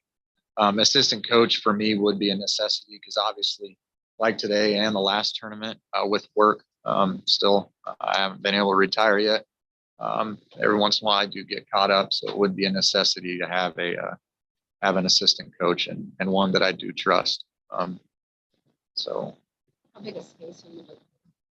you know, honestly, a room this size, I could, the whole room going back, I could work with. Is there anything over at Table Rock you use? Since they already paid for it. I can't. Yeah. Yeah. Okay, We already use it for basketball. maybe- Yeah, but if he just sees a room this big, you don't need a gym. I don't know if their own kitchen, Oh, you're saying. like if we have, On the stick. I'm sure we'd have to increase. But they want more. Lease. You're saying like their lunchroom. Because the clubhouse is just. At Table Rock, the clubhouse. Yeah. Yeah, I think that'd be They're too bringing small. heat. Yeah. You know, here's the deal, and just starting out, I don't know. It's not like my 4-H building in Tecumseh with the wrestling mat and their stuff. It smells. Yeah. Oh yeah. It was Yeah. it was hard to have meetings. When I told you the kitchen, I didn't realize there were schools next. Oh yeah. Yeah. A whole bunch. Yeah. Yeah. We were in. The multi-purpose room at Humboldt for years. Yeah. Yeah. It's gross, man. I'm not gonna deny it. But it's, you know, I had Ryan tell me, I'm gonna tell you, that kid, in my job, and I'm not trying to be long-winded, in my job, I meet kids in my law enforcement aspect, and I'm like, boy, he's gonna grow up to be an amazing criminal, you know? I meet these kids in the wrestling room on the football field, and they're the same kid that I met over here, you know, same type of kid, but I see what I can do with him, you know, great kid, man. And I realize that he's a hellion, you know, but to be able to control him in the wrestling room, I think it just does nothing but work wonders. You know, Dylan Lane, his dad wasn't going to let him go out because of some issues they had with him at home. And I said, let me have him. I go, let me have him. Not just because I wanted to make my wrestling room better. There is some to that. But on the same note, if you don't let me have him, you know, I guarantee he's going to be resentful, and he's not, he won't be molded into what you want. But those are the kids I want. Devin Zermeno went out for wrestling last year. It was the only sport he did. He kind of fell off at the end, but that kid was amazing. And you may not want to hear this right now. Hopefully I put it in his head. If he just comes back, gets his GED, if we do start this thing up, if you ask me about one assistant coach I'd want to have, be Devin Zermeno. Heck of a wrestler, listens to me, respects me. And you know, that may put a bitter taste in your mouth, but on the same note, love that kid. Those are the kids I want. Those are the kids that I want to be around. So, you know, Andy, the mama boy, you know, sometimes they don't make the best wrestlers. We made it through though, but that's what I want. If you had a decent sized girl numbers, would you have to have a female assistant coach or a female coach? Period? I would ask for one, but I mean, I could see, honestly, I could see this being the first year here. If we did do it, I could see more of a girls population coming out than I do a whole mess of boys. Just because it's new, something to try. And you know, I could truly see it. I would ask for one. I don't know. I think my wife knows enough to know. Probably. Yeah. And I don't need one, but it would probably be nice to have. You know, if a teacher came in that was a wrestler, because you're going to start seeing that a lot more. Girls that come in out of college that maybe was a wrestler, and in all honesty, that'd be another selling aspect of Pawnee City for teachers too. As we have boys and girls wrestling, you may get that extra applicant that you never knew about. And I see it in the emails I get. Hey, so I get multiple emails a day about teacher openings, and we need a wrestling coach. You know, a teacher opening would like a girls wrestling coach. You know, and I get these emails through this website through this email from Ron Higdon through NSAA. So they just start these, and so yeah, I do see it as a selling point. I see it as a selling point for enrollment. You know, that we do have almost every sport. You know, and like I said, it's those street kids. Sometimes we do get plenty of them, and I'd love to help you with.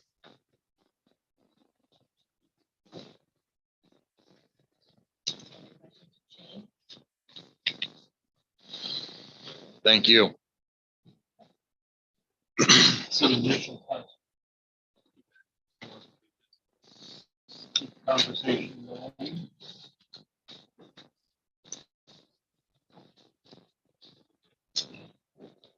Yeah, I just think it's more the cost. Yeah. And More of the figuring out the financial. logistics, so, because we can't take space away from what we already are offering, but if we can, I'm sure there's a space somewhere. Location. is the biggest question. So I think if we're talking first year costs, probably just one-time cost is 2,000 at the most, 5, and then probably an additional 3,000 annually.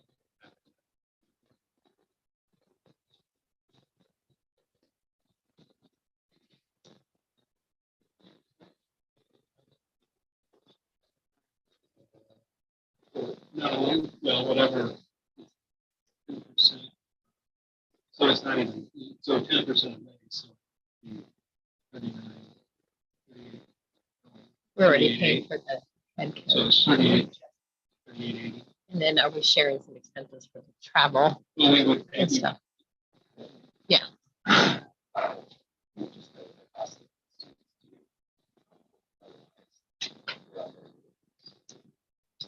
And, okay. Is there a cost for entries paid by them? Sorry, basic entry costs are like.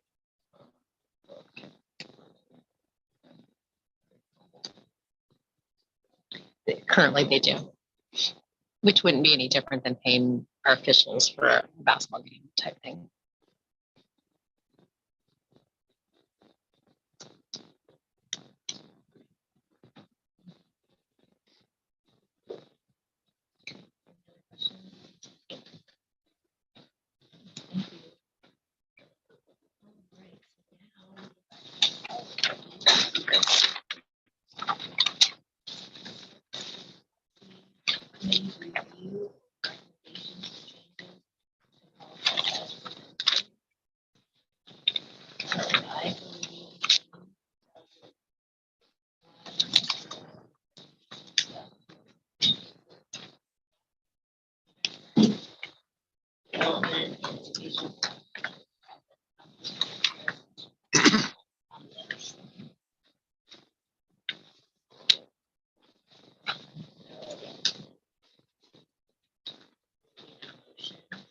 Okay, so we can discuss, I'll make a motion to approve the policy committee's review and recommendations as presented.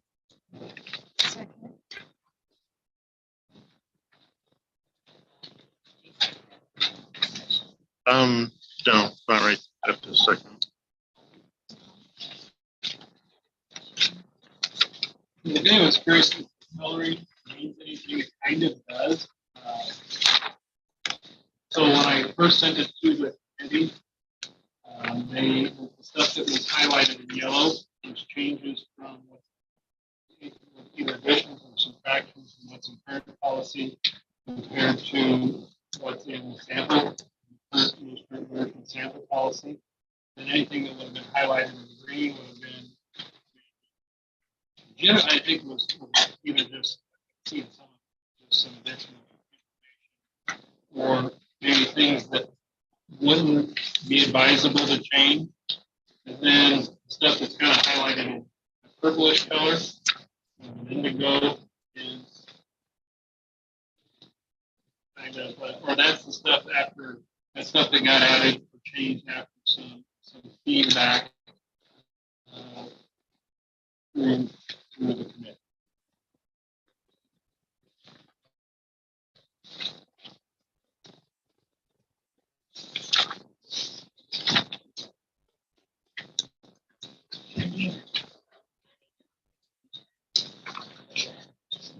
Sure. The policy is 2002. On the second page.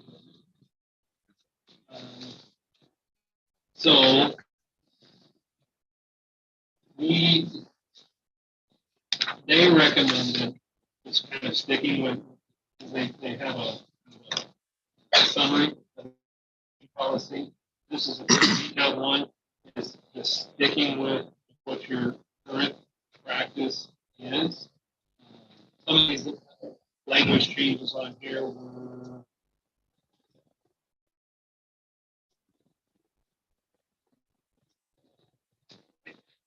off the top of my head. They were just typically when language changes happen like this, it's because reflection of experiences and things had over the years with different words or questions they've had. Yeah, that's a good idea. We should change that in our sample policy forever. So that's what the yellow. So the two greens, their sample policy, which kind of reflects what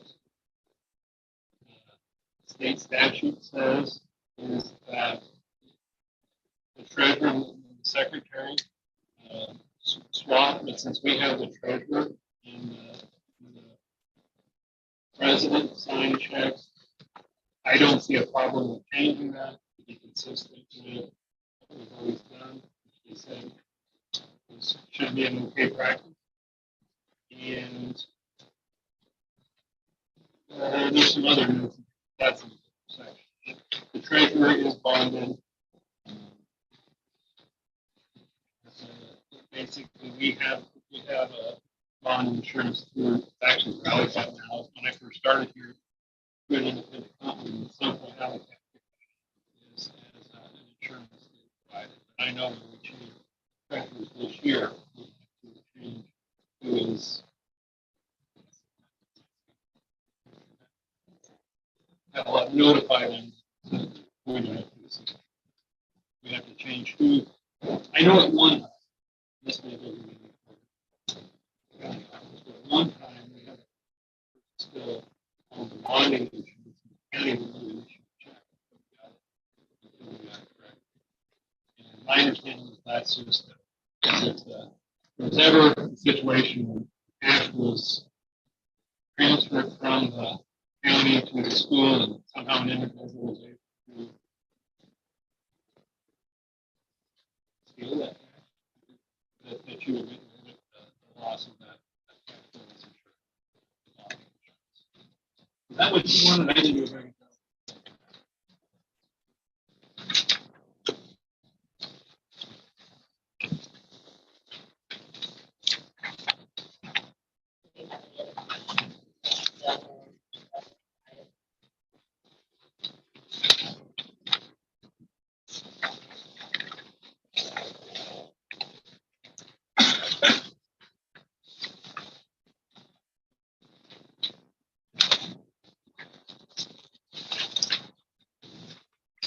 Oh, something else too. We changed it. We added language in there.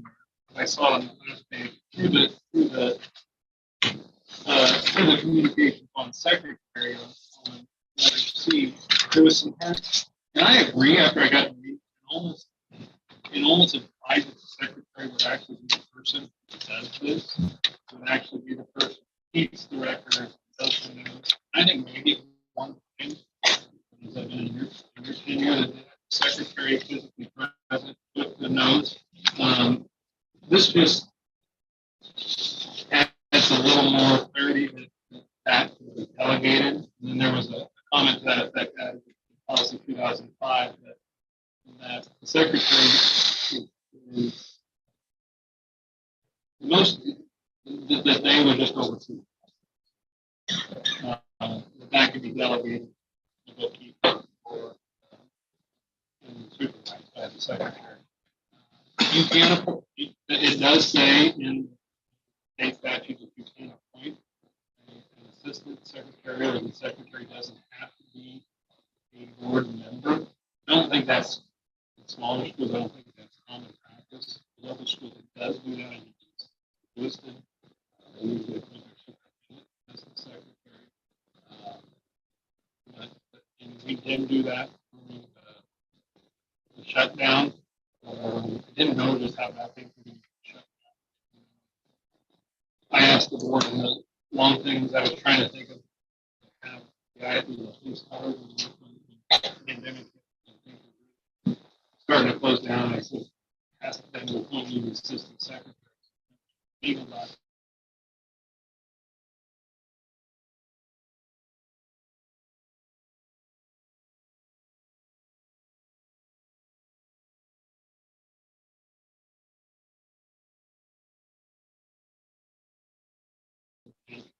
take the minutes, or at least take the handwritten version, reproduce them. But from a legal standpoint, whoever that person is, their signature is important signature, probably one of the important signatures. Any of the officers. So I think that's maybe our argument. To appoint someone who's not a board member, but that's something we could think about in the future. But it just clarifies the person on the board who was appointed secretary doesn't have to be the person who does literally files all of it. For example, conflict of interest. Notice.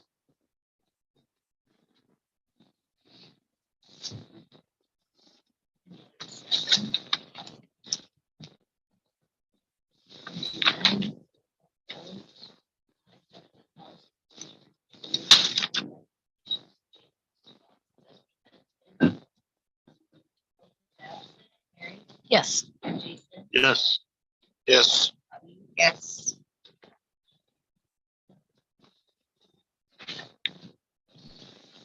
moving on to new business. Consider setting the last day of school as for students in May 16, 2023 for teachers as presented.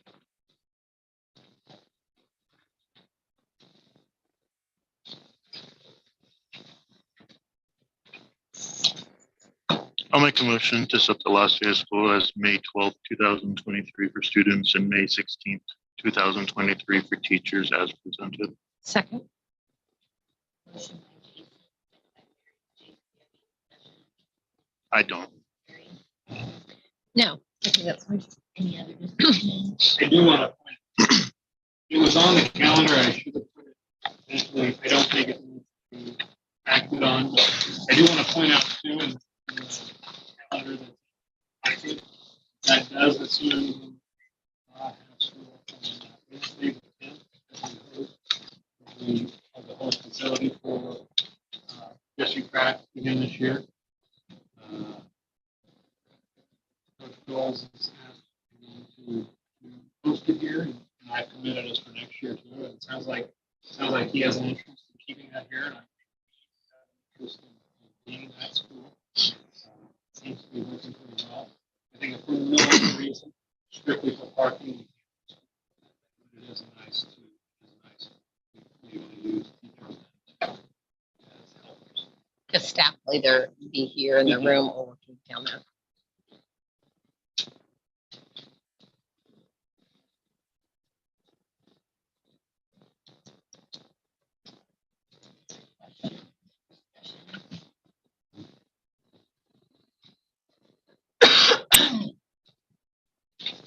Hearing none, vote. Setting the last day of school at May 12, 2023 for students and May 16, 2023 for teachers as presented. Yes. Jason, Yes. Yes. Bobby, Yes. yes. 5-0, motion carried. Consider adopting the master plan for 2024 school year as presented.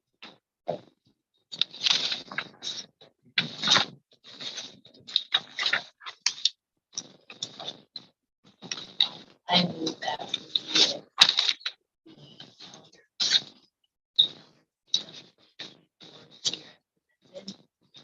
Second. motion by Lisa, second by David. Have any discussion? Oh, no. Not this time. Anybody else have any discussion? So I think I kind of talked about this a little bit, try to make it brief, but we had our admin team kind of meeting, talk about this process and, a few different, noteworthy changes. So we moved back the start of school a little bit later, almost a week, not quite. It will be not quite a week. So especially with, we're a year before the year, next year will be the rollback. Seemed like a good year to do that since every year. So early in the calendar year this year, so we really start early if we're going to inside of the first week of practice. The other thing we kind of talked about was, which is something we've always known, Friday afternoon early hours part, right?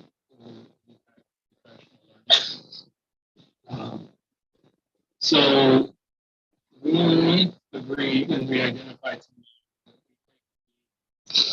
much more valuable to have full days. We might cut out a little more instruction time this way, but we can have a lot, many fewer early outs, no late starts, other than weather. And it would kind of help make this, in my opinion, more efficient in the use of our time, having kids at school, and then allow us really to take a deep some stuff on those 8 days, those 8 additional days that we have earmarked for professional development. And tentatively, we already have something least the part of the thing on there. That's always a fear I have. We take those PD days and then are we really going to take them? So I feel like we have been intentional this year than anything. My time really having a plan, even before the calendar is brought, forth, how we're going to use this time, and how it's going to hopefully directly translate to better learning outcomes.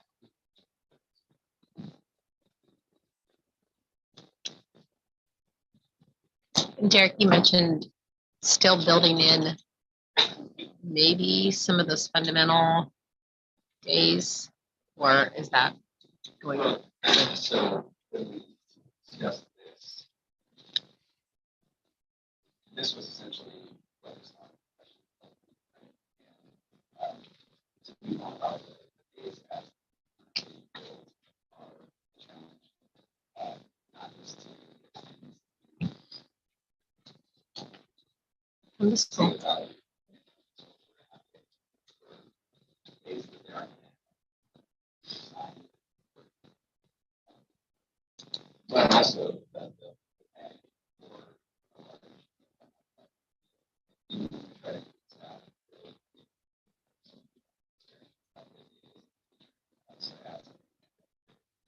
so what we found this year. We think there's still in place, but not have them. So, like for example, I already started. And it will be on a day that it's so I think it will look different. I can't say it was.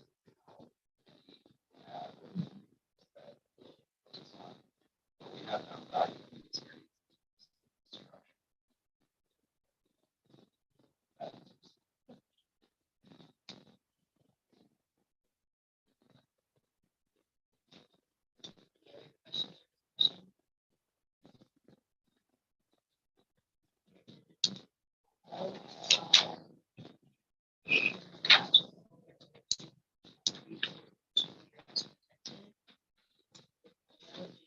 Yes. Yes. Yes. Yes. Next item, consider accepting Mrs. Angela Miller's resignation at the end of the 2022 year.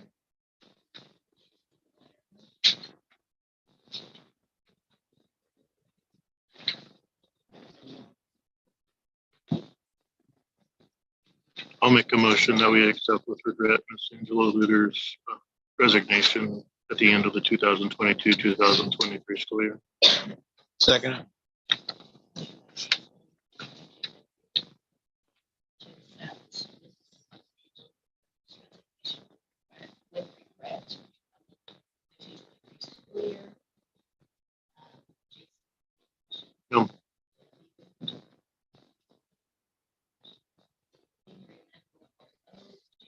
Yes. Yes. Yes. Said Jason twice. Yep. Yep. Yep. Motion carried. Okay. Then moving on to item B, consider approving the full-time teacher contract for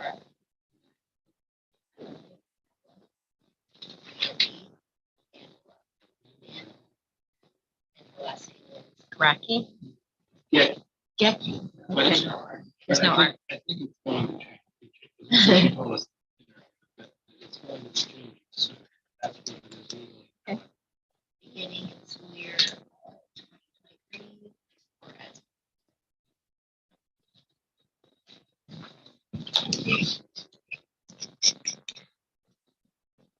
I move approving the contract for CMB beginning the 23-24 school year.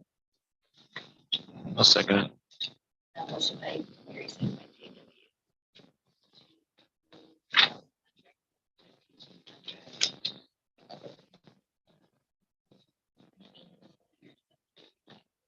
as presented. Is session. No, I'm. She has, yeah, she has quite a bit of teaching experience. In small school, big school, she's middle school doing English. Willing to help us out with that. She's pretty much said yes.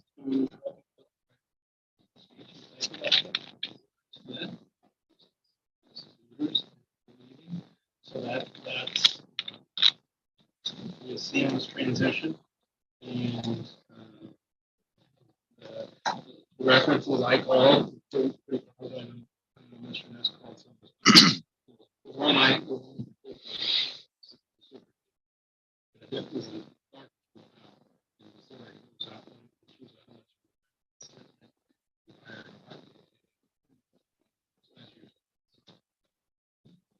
She had a master's.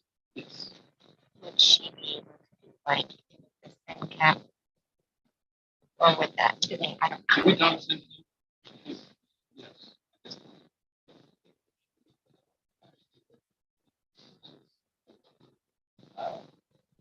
She expressed potential willingness to process it. But I will say she's already really active. I asked her for a couple of grades from that. Like this. Nice detailed email with Nebraska and the course of the so, yeah, she's been really bright. But at this point, it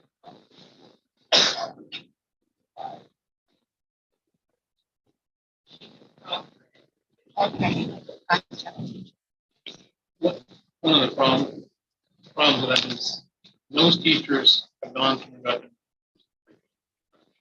Which it's great. I mean, it really helps make a better teacher. Salary it doesn't really prep them to teaching dual credit, and that's not entirely their fault. That's a organization. Whoever the Midwest higher accrediting organization is, they changed the rules. Like for example, when I taught, I could teach dual credit American history. I couldn't now because they require that you have a master's in 18 hours in the content area. Now they say you have to have a master's degree in 18 graduate levels. So you pretty much have to, you know, like Mrs. Myers, grad level classes as an undergrad. Yeah, she went back. Yeah, well, yeah. I gotta do like Mr. Blakely. So like Mrs. Blakely, she had a counseling cycle, like nurses that qualify her to teach this. Yeah, a lot of that is just that's not that was all new right in 2006. Some of the colleges didn't make that a priority. I like to do it. That's great. Priority to them, that's kind of when we shifted years away from more towards some. That's, I think, a great partnership. Yeah, I think you've got her built into the schedule and we talked through that college. Was that the only one? Oh, So would Cindy come back and teach just college credit?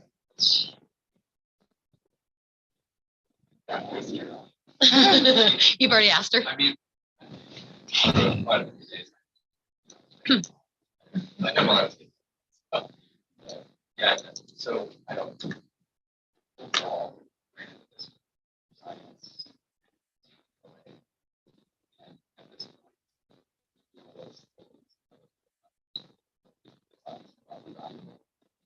so I have to go to maybe being able to just Instagrams for masters really being able to use it in courses.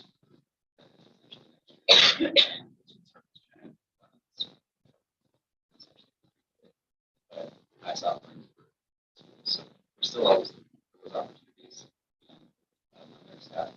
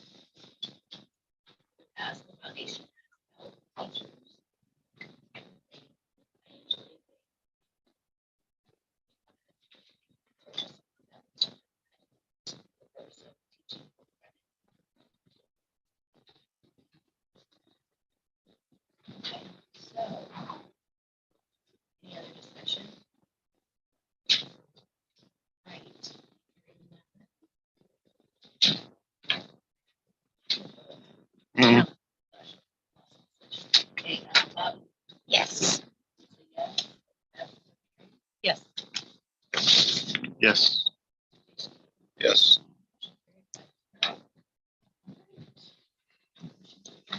I move to adjourn. Second.